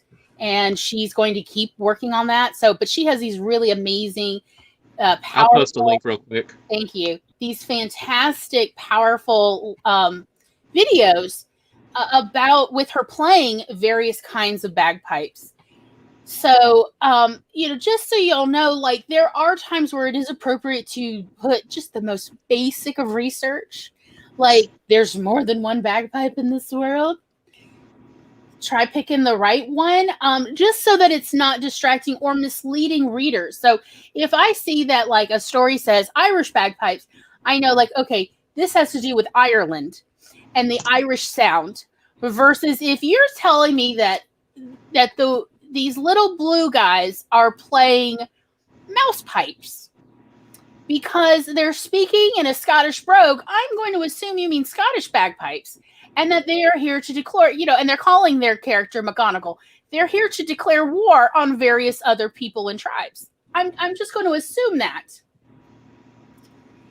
There's the link. I like Maggie's comment on that. Cultural misappropriation isn't even realized because anyone north of Hadrian's Wall plays bagpipes. I mean, the pilot was the herald of a war that was coming to the town. But again, should have been Scottish. Yeah, the plane. Why is the plane have a little Irish? Anyway. I didn't get. Shall we take another break? I stole it. I stole it from a guy from County Cork. Then I would be like, that's fair. That's fair. I mean, why would you pay no for stolen? Yeah. The plane was duct taped together, so that could have came off of another vehicle or part of something. As I said, like it literally takes one line. If you're Scottish, why does your plane say Irish? And then Or why do you have a little fighting Irish, a leprechaun right? As a good luck charm. And it's like you go, oh well, you know, I stole it. I stole it from this like very kind, trusting Irishman. I'm like, that's fair. That's fair. And that's all we need for everything to still work in the story. It takes just the minimum level of research. Minimum. Yeah. True that. Which goes into what we were talking about earlier with the info dumps. It doesn't require an info dump. We don't need to know his whole backstory. No. But one line or two that, you know, a little give and take there, that conversation of like, if you're Scottish, why does the plane have a little fighting leprechaun here? And, you know, him to go like, oh, I stole it from an overly trusting Irishman who was, you know, there. And it's like, well, now suddenly we know even more about the pilot. And we can make some generalizations about his character that maybe will be appropriate for the rest of this story. Like, which is, by the way, just to like show like a little research goes a long way. One of the reasons why the Irish bagpipe is used in How to Train Your Dragon, right? A lot of people of Scandinavian Viking descent were Irish because of the kidnapping. Yes. The pillaging. The pillaging. And those instruments were brought back. And those instruments have a place in that culture's music. Yeah, and that's just a little bit of research. Just a little bit of research. And it makes all the difference. It really does. I mean, like, yeah, anyway, that's, but yes, that's a whole, like, I was just thinking of that cartoon. What was it? The Book of the Kells. Yeah. Oh, the Book of Kells. Oh, yes, I know. I still haven't watched. What was it? Something about the wolves? Wolfwalkers. Yeah, Wolfwalkers. Yeah, I have not watched it yet either, but it's on my list. So excited, y'all. But you know, so should we talk a little more about adventure, or should we do another break? Let's take a little break. Little 15-minute break. Okay, so I was thinking, well, while we're here, how about the waterfall one of dolls? So pretty. So pretty, y'all. So pretty. So pretty. Okay. So, everybody, and I do mean everybody, hydrate or dihydrate. Save your work because the gremlins are really hungry today. Get up, move around, write, get creative, do what you need to do, and meet us back here and stop playing. Stop it. In 14 minutes and 48 seconds. Okay. In 3, 2, 1, sprint!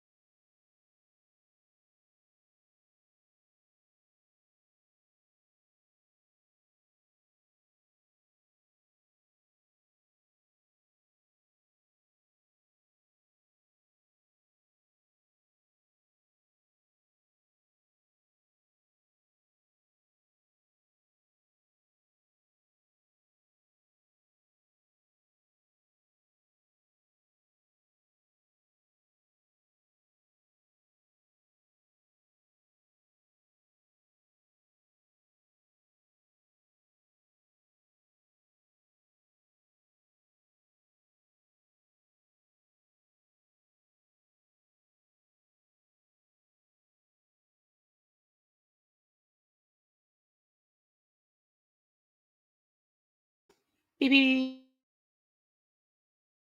beep, beep, beep, beep, beep, beep, beep, beep, beep, beep, beep.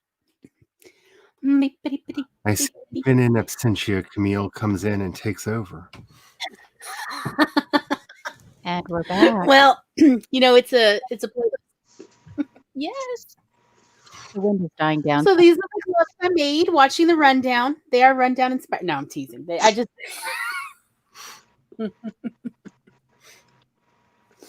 Hey, well, we got Maggie for a minute. yeah. Let's do what we always have fun doing with when authors show up. Okay. Maggie, talk about your book babies. Tell us all about your book, baby. Okay. As you all know, I ended up with COVID-19 in November, and from the COVID fog and the headache, I could not creative write. And I'm normally a 40 to 50,000 word a month writer, and I couldn't write. I couldn't think to write. So I started editing. I have like 2 million words to edit, so I started editing. And as a result of editing, I was actually able to publish 2 books in December. The first one was from my ghostwriter series called Ghost with Cats. And it's about this girl whose parents were omni-energy researchers, brilliant people, and they raised this brilliant daughter. And she was this, asset for the NSA looking for terrorists and stuff, super smart girl. And then things went really awry in her life one Christmas. And you don't find out till later in that book what happened, but that Christmas week, pretty much, she went from being this super confident, super smart person to just, she couldn't leave her house. She could, she would talk herself into, she would go teach a college class about writing 2-3 hours a day, and then she would retreat back into this world. And Ghost with Cats talks a lot about, it's a lot about somebody with anxiety disorder.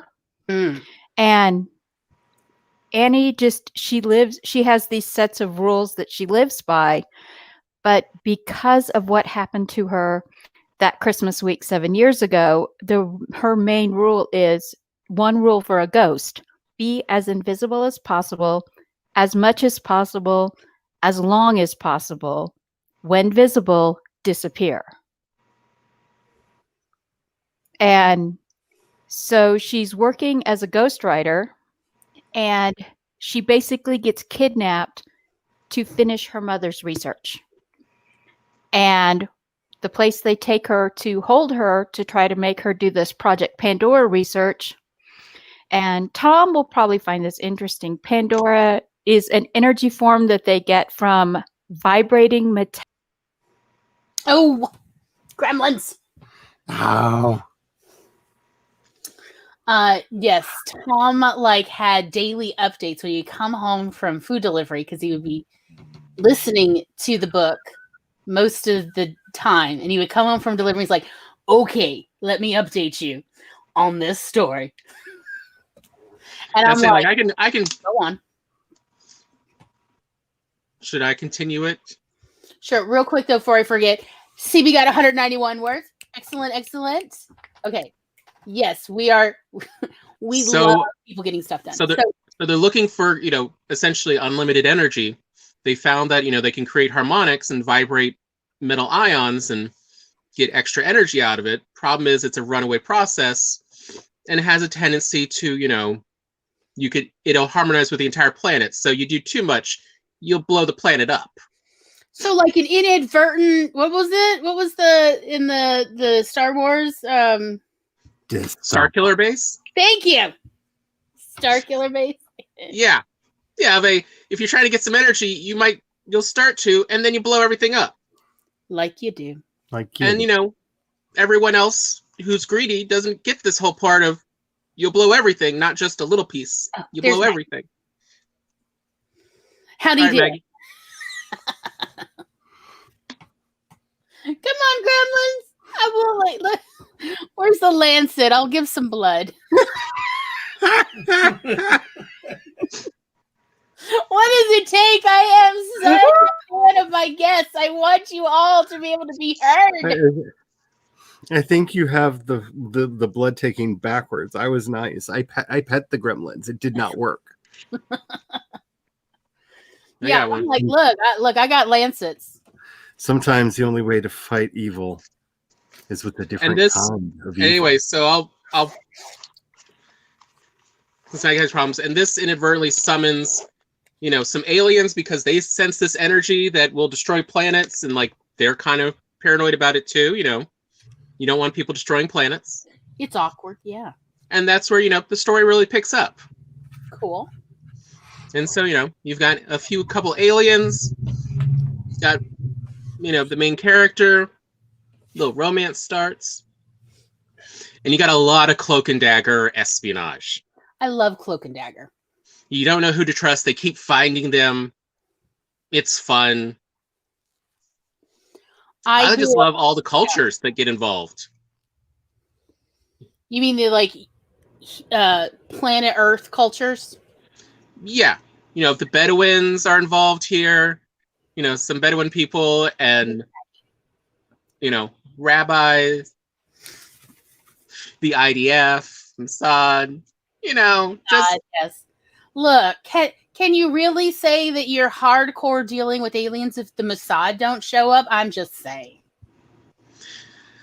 I think that's what Israel views it as, based on recent... Like, the amount of propaganda I grew up listening to my mom about the Mossad, it's like, oh, they can do everything, including infiltrate aliens and deal with problems, like, on an intergalactic scale. The Mossad do not play. And so... all right, Maggie, you back? Yep. I heard a voice. So, yeah, like Tom was talking about, her family is connected to the Mossad, to Israel and all this stuff. And when she was kidnapped, she ended up in this base in Utah, and there were 3 people held prisoner there. There weren't people at all. They were the alien LO.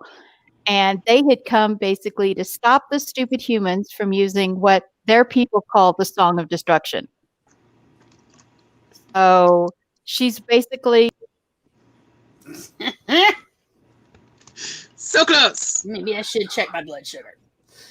I will say though, after reading it, what I figured actually is the best pitch or best way to figure out if you'll enjoy this story, is if you liked the book, Daughter of Smoke and Bone by Laini Taylor.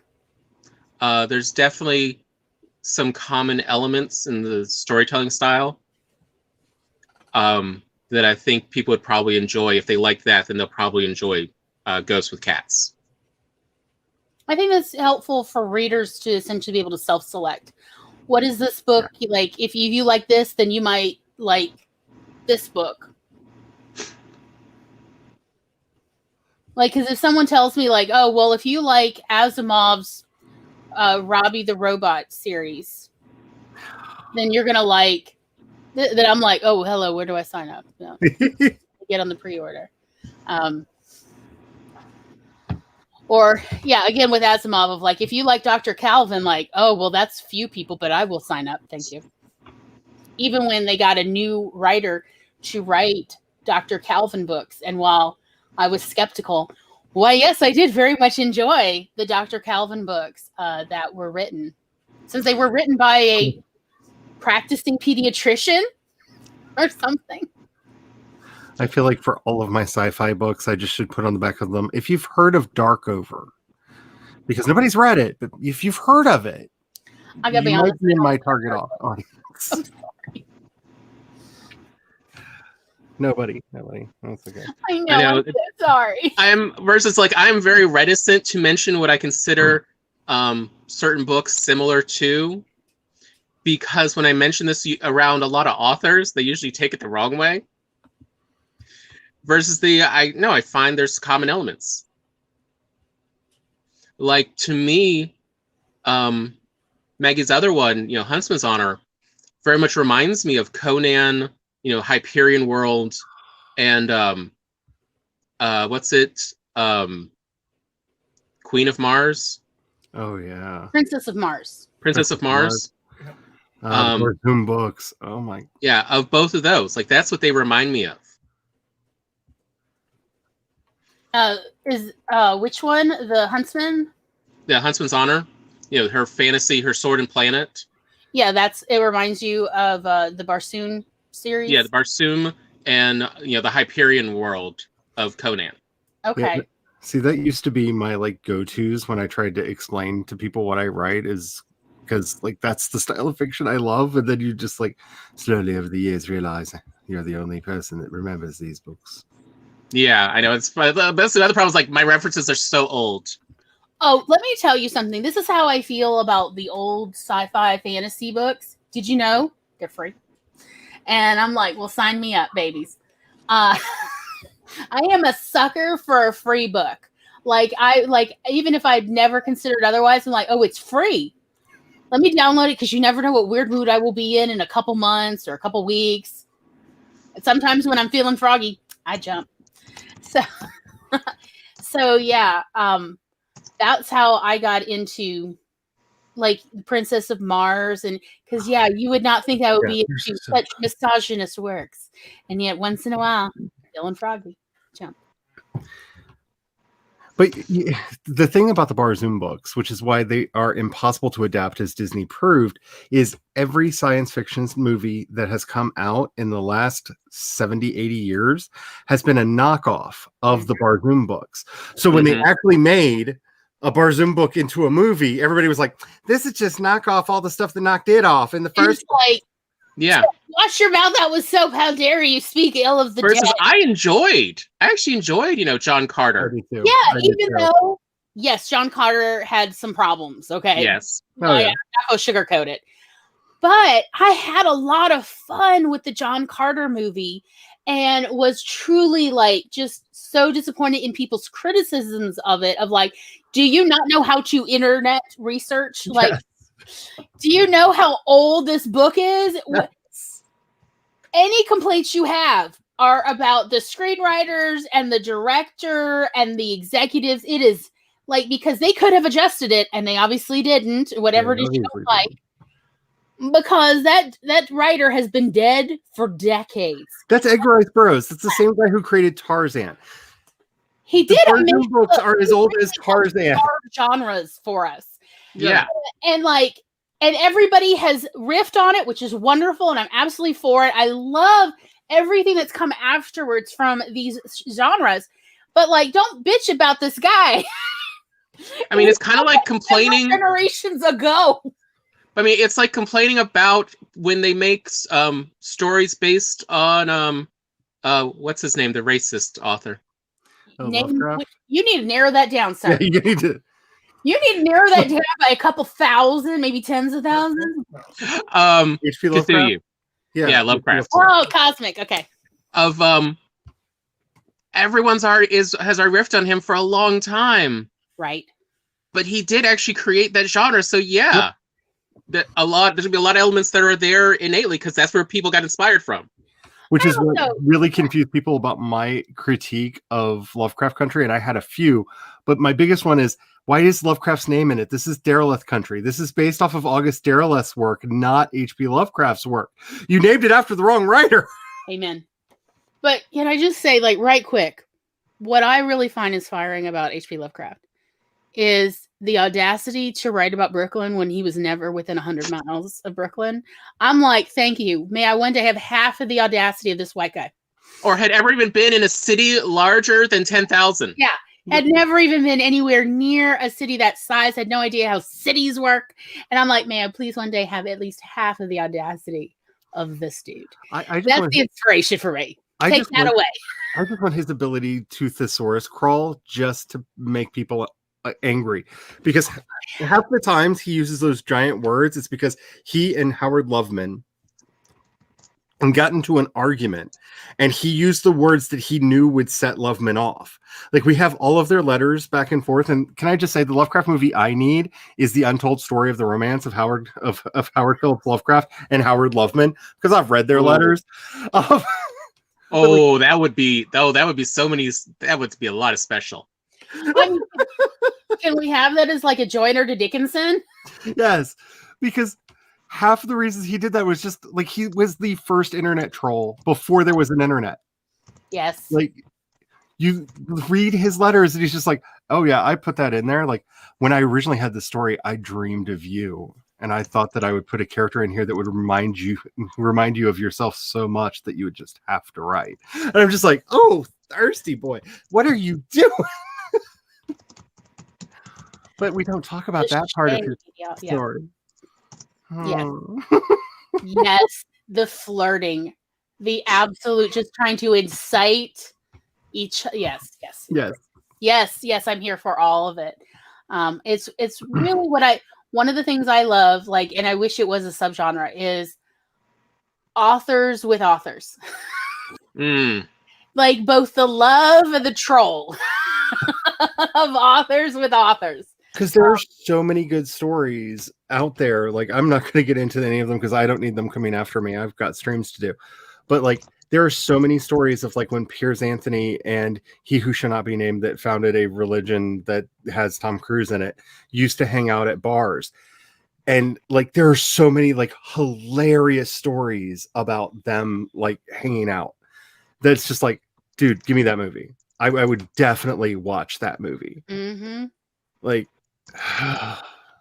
that's, I think, why Dickinson is such a good show. Is it's just like, here's literally all of the gossip and we're just gonna make it fun.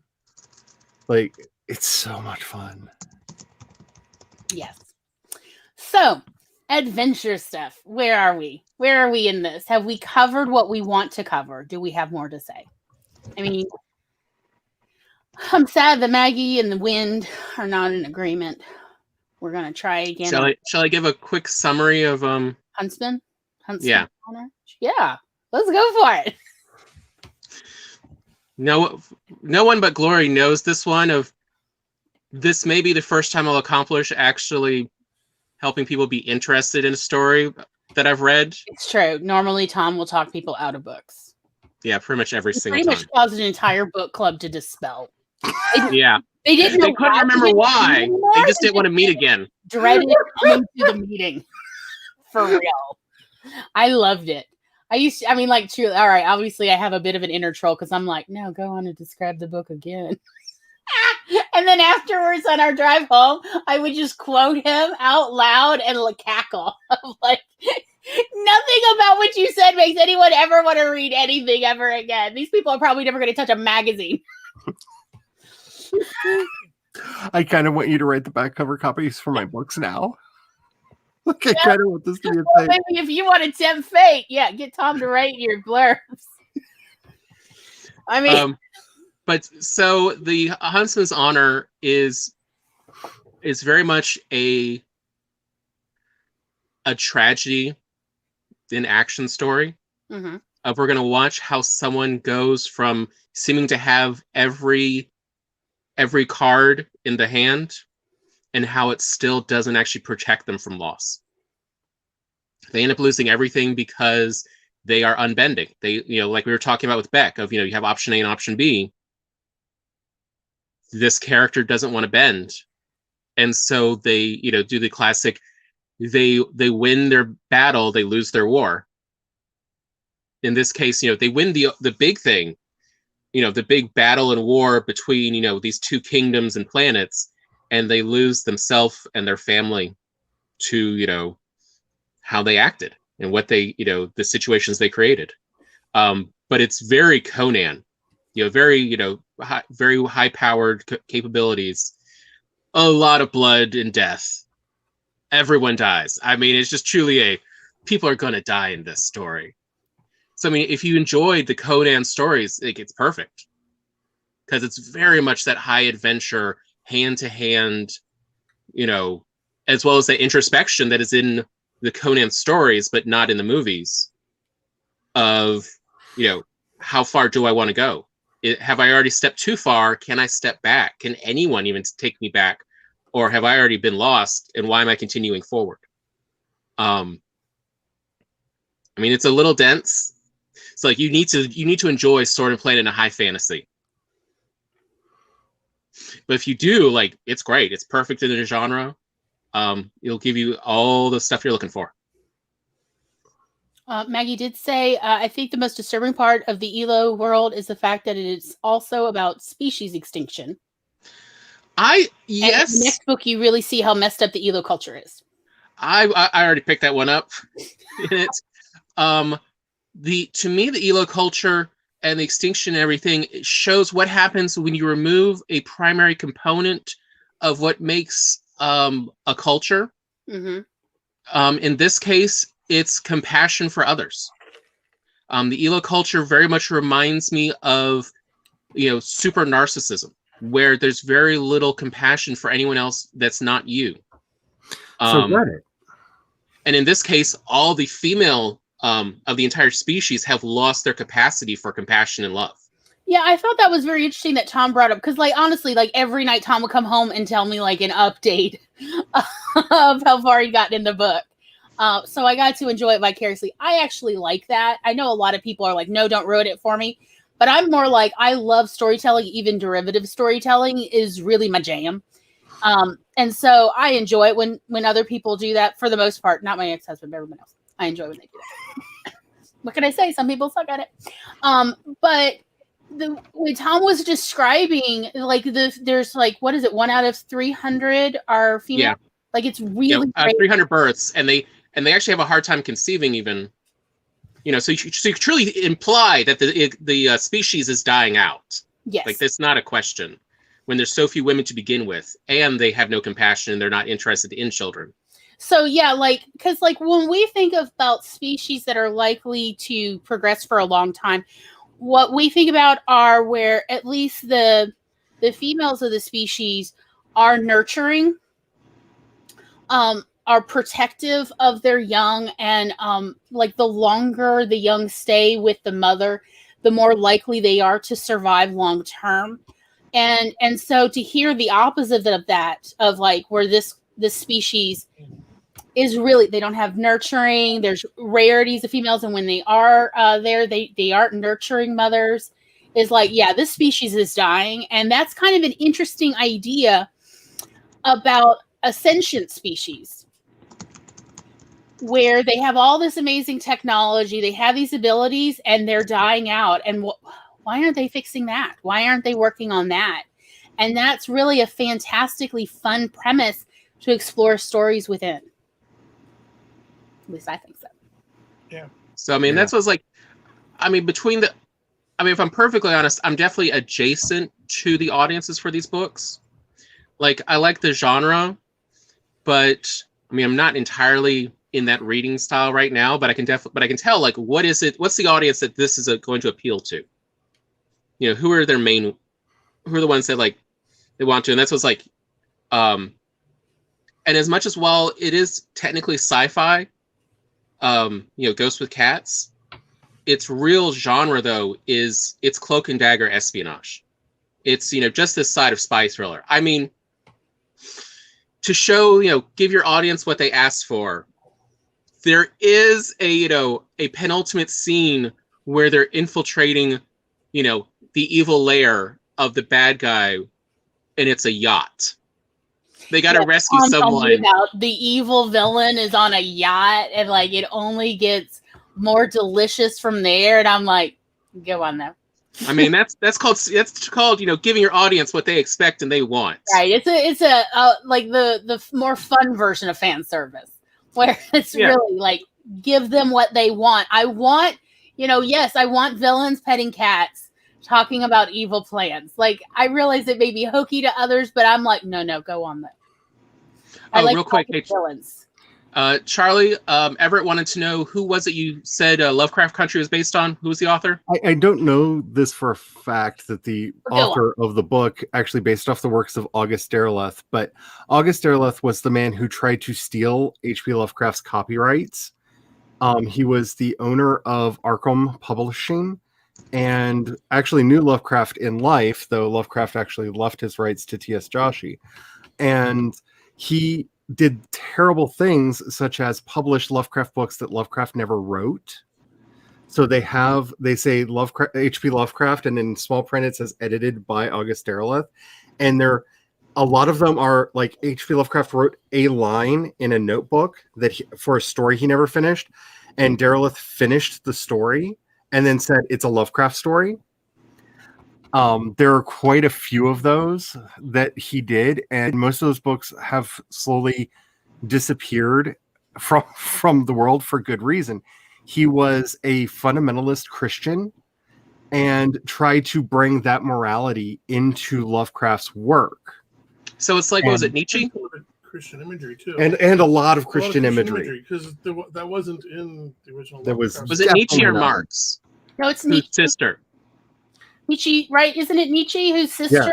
Yeah, and Nietzsche's brother-in-law sister who- absolutely Yeah, changed it because Nietzsche was not this monster of a person. Nietzsche wrote one book against one, like, and when I say book, Nietzsche's books are not small. Like, he wrote an entire book on why anti-Semites are the lowest of the low and the worst human beings, and he wrote an entire book on why fascists are idiots and should just be all shot on sight.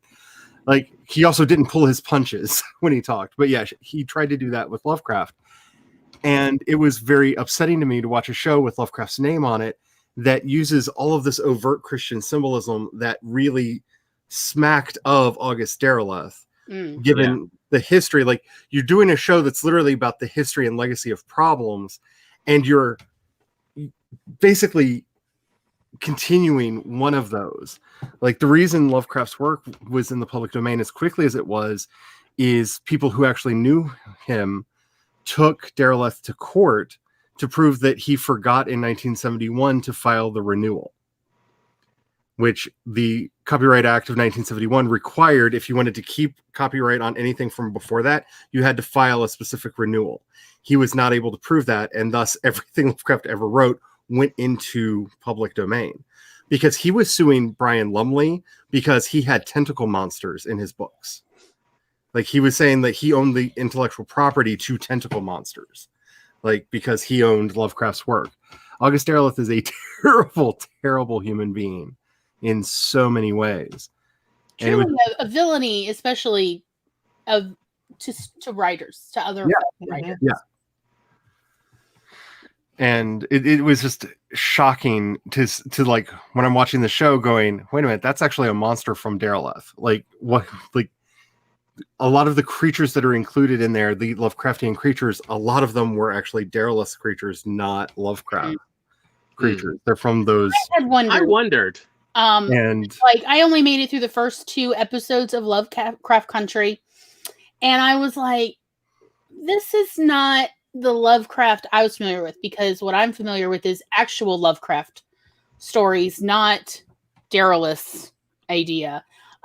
Because the people I've known who were Lovecraftian fans were, like, I guess, true fans. So they did not have in their personal libraries what Derleth had written or edited, or whatever you want to call, hijacked. And so I was not familiar with a lot of these, and was like, oh, there's a whole area I've been missing in this. And I frankly wasn't really sure if I wanted to get on board with it, because look, the morality thing. Because I kept pushing on, trying to, and then I got to the episode where they did a transphobia. Yeah. Like, a very blatant anti-indigenous cultures transphobia.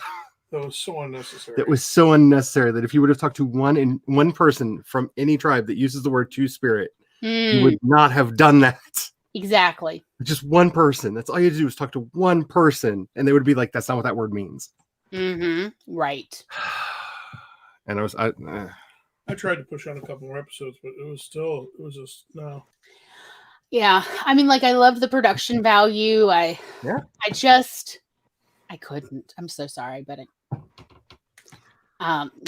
just wasn't for me.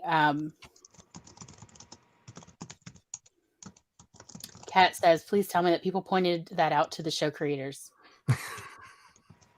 I don't know. It's actually based off of a novel that was, and this is the other thing that I felt really shady about the way HBO was promoting this. They were promoting it as if it was like a Jordan Peele idea, because his name is very prominent, even though he's just an EP. Yes.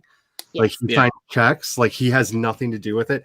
They kept trying to put this forth, and it's based on a series of novels written by a white guy based on a mythology written by another white guy about the Black experience, and that's not an own voices story. And HBO really tried to push it, and it's possible that the showrunners, because they did bring in Black, I believe it was a black woman to do the who was the showrunner, Yes. and for some of the script writing, so they could have tried to modify it and change it. But I felt that they really were shady about how they were putting that story forward. Yeah, the deeper I got into researching it at the start of watching Lovecraft Country, the more I kept finding things to make me hesitate. And so, yeah, after 2 episodes where, I found by the middle of the second episode, I had like pulled up Canva and was starting to work on graphics, because like there definitely were editing issues as well, which again, I realize I bring up editing stuff a lot. And look, I don't mean to make anyone feel hesitant of like, I don't want Gloria to read my stuff. Maybe, no, look, don't worry about it. Also, I will just tell you. And it doesn't, editing problems is not a character judgment. I just want to can we like underline that about 50 times? Editing problems is not a character judgment. She's not Dan from Folding Ideas. She's not going to judge your film because the editing's bad and blame it on your character. He will. It's just an editing problem, which means that there's still room to be done. And there's, because our family, we're all editors. And then here I am actually trying to tell stories like the fool that I am. But we come from a long line of editors. So, editing is in our blood. But yeah, there were editing problems. And when it drags, when it feels weird, when it doesn't explain what it really needed to, often those are editing issues. Which again, I just want to point out, writers can fix. And also now with ebooks, you can always fix it later. Yep. And just tell them it's like a second edition or something. And if you've published through Amazon and you just push it as a second edition, everyone who bought it gets a notification. A new edition of this book is available. Would you like to download it and read it? Look, that is like the thing that brought me back to writing, that brought me back to publishing. Because yes, I have 20 years of writing that I was like, I'm never going to publish because am I ever really done with editing? No, I'm not. Because as I get better at it, I want to go back to older stuff and add that information or add that editing skill to it. Yep. Like all artists, we're never truly done, are we? And to find out recently, only like 3 years ago, wait, you can just push that out. You can push updates. Yes, hallelujah. This is what I've been waiting for. I'm finally living in the future I was promised. I'm still waiting for my flying car, but you get the point. So, look, we got smartphones and, a lot of big screens. I'll take that. Yes. Oh, have a computer in my hand. This is fantastic. And it doesn't overheat. Oh, gosh, y'all, I love it. But, yeah, in a lot of adventure stories, if it feels like it drags or it doesn't feel as adventurous, often, if it's not an issue with not enough conflict, the main other reason is simply it needs more editing. It needs to tighten up. But that, again, I want to point out, is not a character judgment. It's not even a skill judgment, because we all are always gaining more skill until we die. Mm-hmm. Right. And then, there are things debatable after death. But anyway, my point just being, I may still be haunted by my parents who are still haunting me to edit things. That's something else entirely. So. Oh, I know that. Stop haunting anyway. But I'm just pointing out, there is always room for more editing.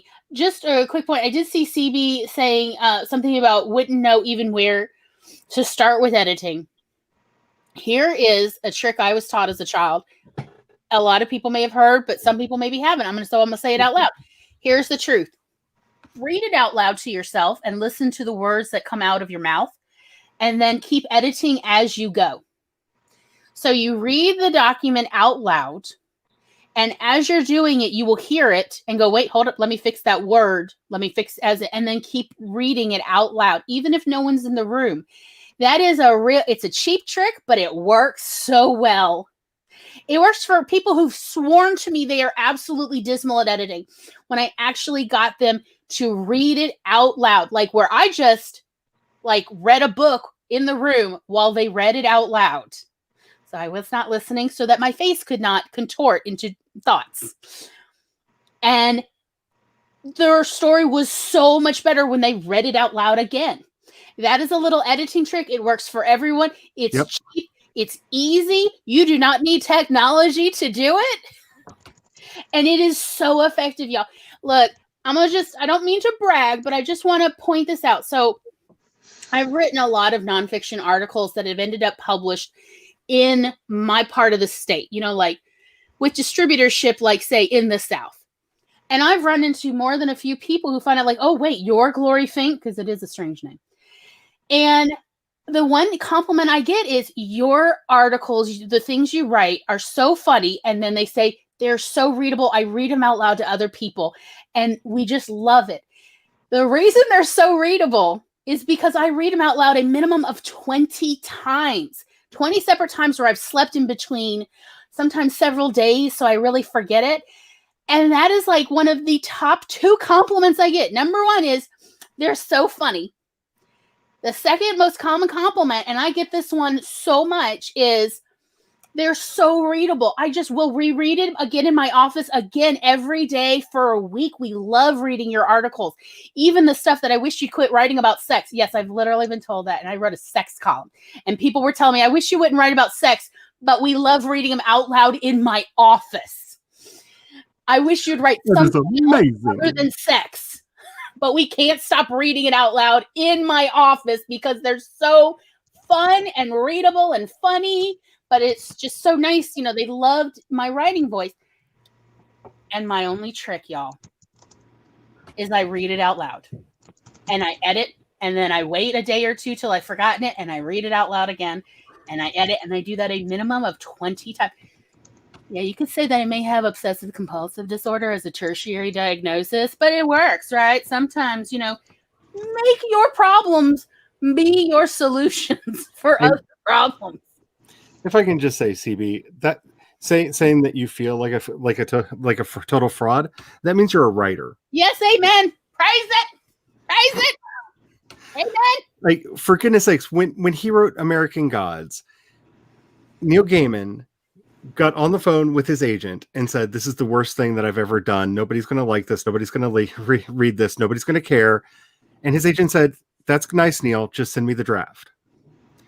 And when he wrote Stardust, he said, nobody's going to like this. This is the worst thing that I've ever written. Nobody's going to care about this. And his agent said, oh, I'm sorry about that, Neil. Just send me the draft.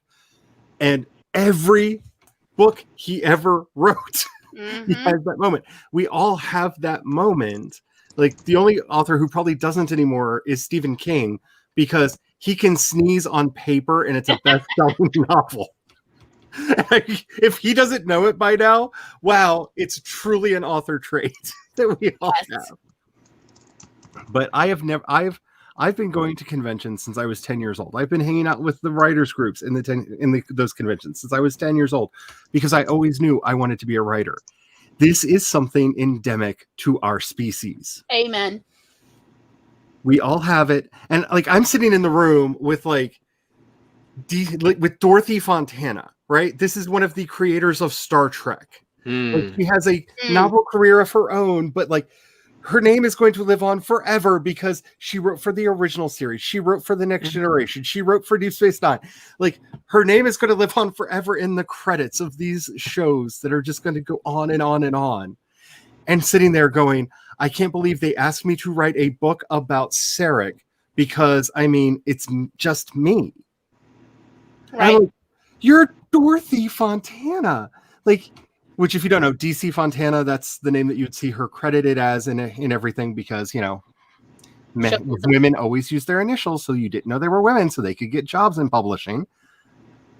Yes, which is why allies like to also use their male allies like to use their initials to help cover. Yep. When women do it, so it's not every time you see initials you think, oh, it must be a woman.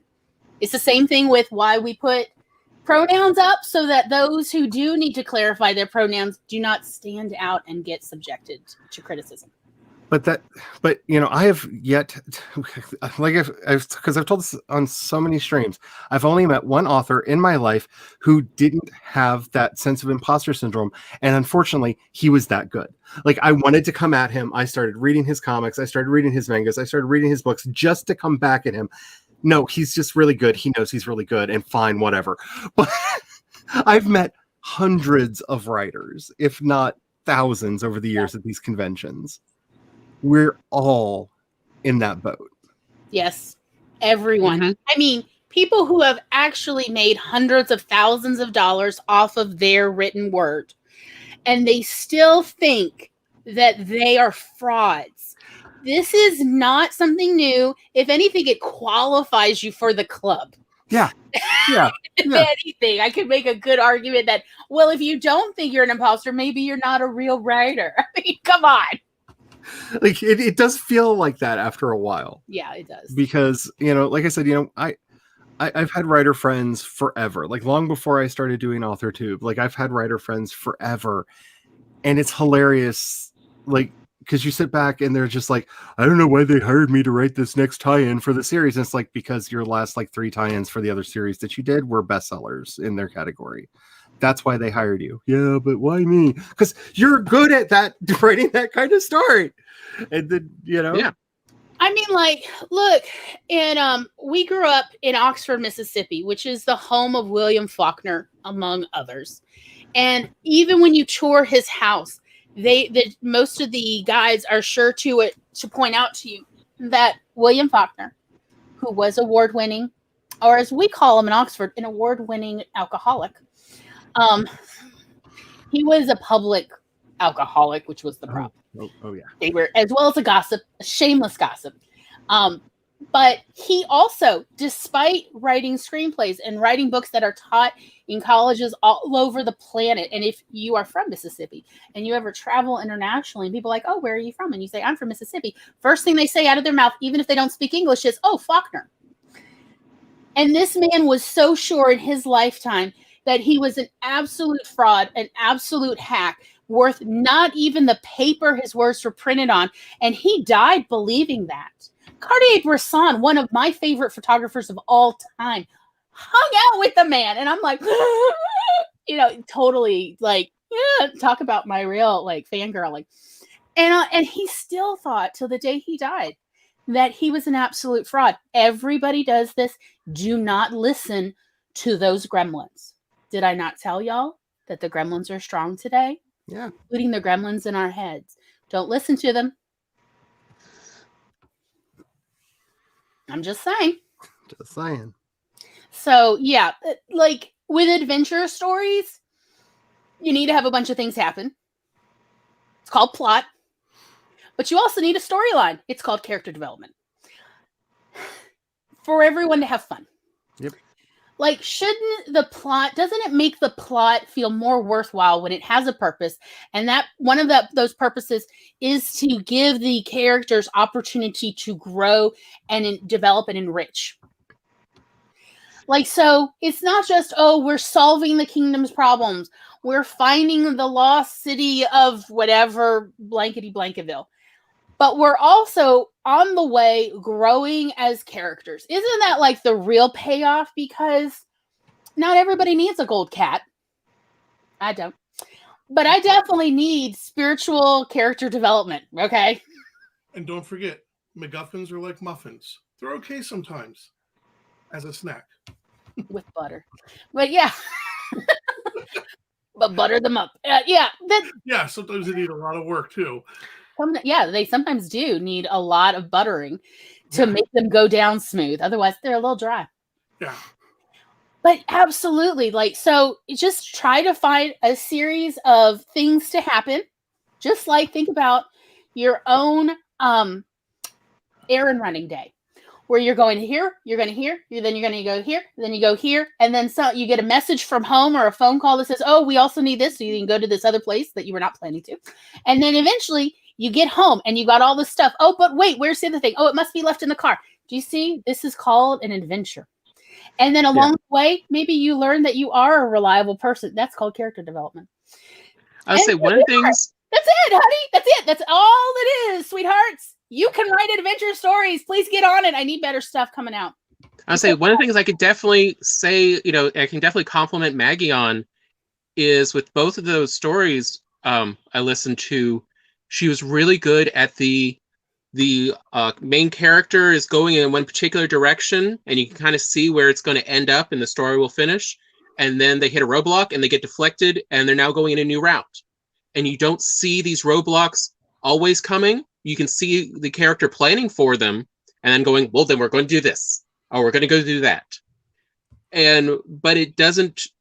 So I mean, adventure is one of the few ones where you're really given carte blanche to just throw as many problems as you want to your character that they have to overcome before they can finish. If the story's not long enough, guess what? They got another problem. Oh yeah, another problem. By the way, I want to point out, Maggie said, life came between me and writing for 30 years, but now I am back to writing, and all it took was almost dying. Amen, sister. Amen. I was last January, I was in the hospital telling Tom, they have got to let me out of here sooner. I'm sneaking out. I told him, like, I swear to God, if they don't let me out of here in another day, I need you to go kidnap a wheelchair, bring it in here, and I'm just going to unhook myself and I'm leaving this place. And he's like, okay, then what? And I'm like, then I'm going to home. I'm going to finally sleep. But seriously, they come in the night. I mean, and then I'm going to heal, and then I'm going to write, because I am not going to die without having been hurt. I am going to frickin' write some stuff, and I'm going to publish some stuff, and I am not going to die without a footprint of my ideas in this world. And that's what I want every single person who ever watches this video. God bless you for making it this far. So that you really seriously consider getting your stories out of your head and into print for the rest of us, because I do hold to this. The world is only going to get better with your story put out in there in the world. Yeah. Because you already saw how the world is right now without your story out there. Boy, does it suck.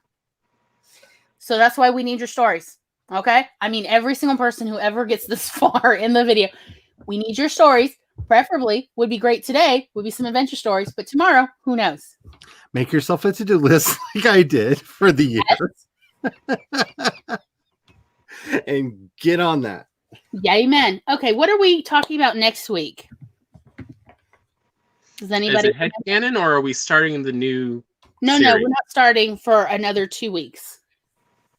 I thought next week's was headcanon. Let's say it's headcanon. We have 2 weeks to fill up. Anybody got? Oh, I remember Bridgerton. Chandra suggested Bridgerton and consent. Let's talk about consent in stories, as well as mores. But so Regency stuff. That's what we were going to talk about. And then the week after that, do you want to talk about headcanon? Sure. Finish or up. Do you want to do headcanon next week, and we will do Bridgerton the week after? I don't know. I probably need to do Bridgerton sooner, since it is what everyone's talking about. Oh, well, we got to jump on that bandwagon. Because there was so much teasing of LGBT storylines, and there was none in the final product. Yeah, I thought there was going to be, and I've heard that, like, bitches. Oh, yeah, I believe that's called queer baiting is what they pulled there. Oh, why are we still queer baiting in the 2020s? When it's so easy to actually include us in the story. For real, though. Like, because isn't this a book based on a book series? Bridgerton is based on a Bridgerton book series. Does that mean there's LGBTQIA+ in the book series? I'm not the person to ask. Don't know. Okay, Megan says yes, but I'm not sure to what. There's so many things. I think she would just want to talk about Bridgerton. Okay. So we're going to talk about Bridgerton next Monday. I gotta watch that now. I gotta now mainline this. Yes, it is a book series. It's a really long book series. Yeah, I know that's been going on for like 7 or 9 years, but we're just try 2000. Holy cow! How have I not? Okay, I've apparently been living in a bubble, y'all. And I do have. Okay, you know what? Okay, so we're all gonna watch Bridgerton if we haven't already, and yes, we're definitely going to talk about okay, y'all don't know, but 3 years ago, I was planning, I wanted to join the Romance Writers of America because they were this year, I think it was, going to meet at the Gaylord in Nashville. And I love the Gaylord Resort so freaking much. Like, look, it's indoors, but it's lovely. It's wonderful in the wintertime. They have a boat. They have a pontoon because they have a little river. Like, talk about the opulence. It's wonderful. And I wanted to go to it, but in order to join the RWA, you have to have a manuscript. You don't have to have it published. This is before I found out that a bunch of people at the top of the RWA are racist bitches, and then so that dream's gone. But I still have part of this outline in a manuscript. So I have a lot of Regency research, including, why, yes, there were a whole bunch of people of color in the Regency time period in England. Why, yes, there were a whole bunch of disabled people, including rich disabled people. So this whole, oh no, everybody was like fit or else they were dead is BS. So I have a whole bunch of ableism issues with the Regency time period as it is currently portrayed by writers. So also the sexual mores were very, very different. And the way they're portrayed is a Victorian construct that did not exist. The Boddington diet came out of that time period. Yeah, the Boddington diet was in that time period. We also, the whole like South Beach and all that other diet stuff was originally the Boddington diet. He was a giant fat carpenter in Baltimore who went on an all meat diet, lost a ton of weight. Everybody talked about it all over the place. They were so amazed. And then got rich going around selling this diet. And then dropped dead because you can't just eat meat, unfortunately, because we're not carnivores, we're omnivores. Yeah, I know. Shocking. I would love an all-meat diet, but, you know.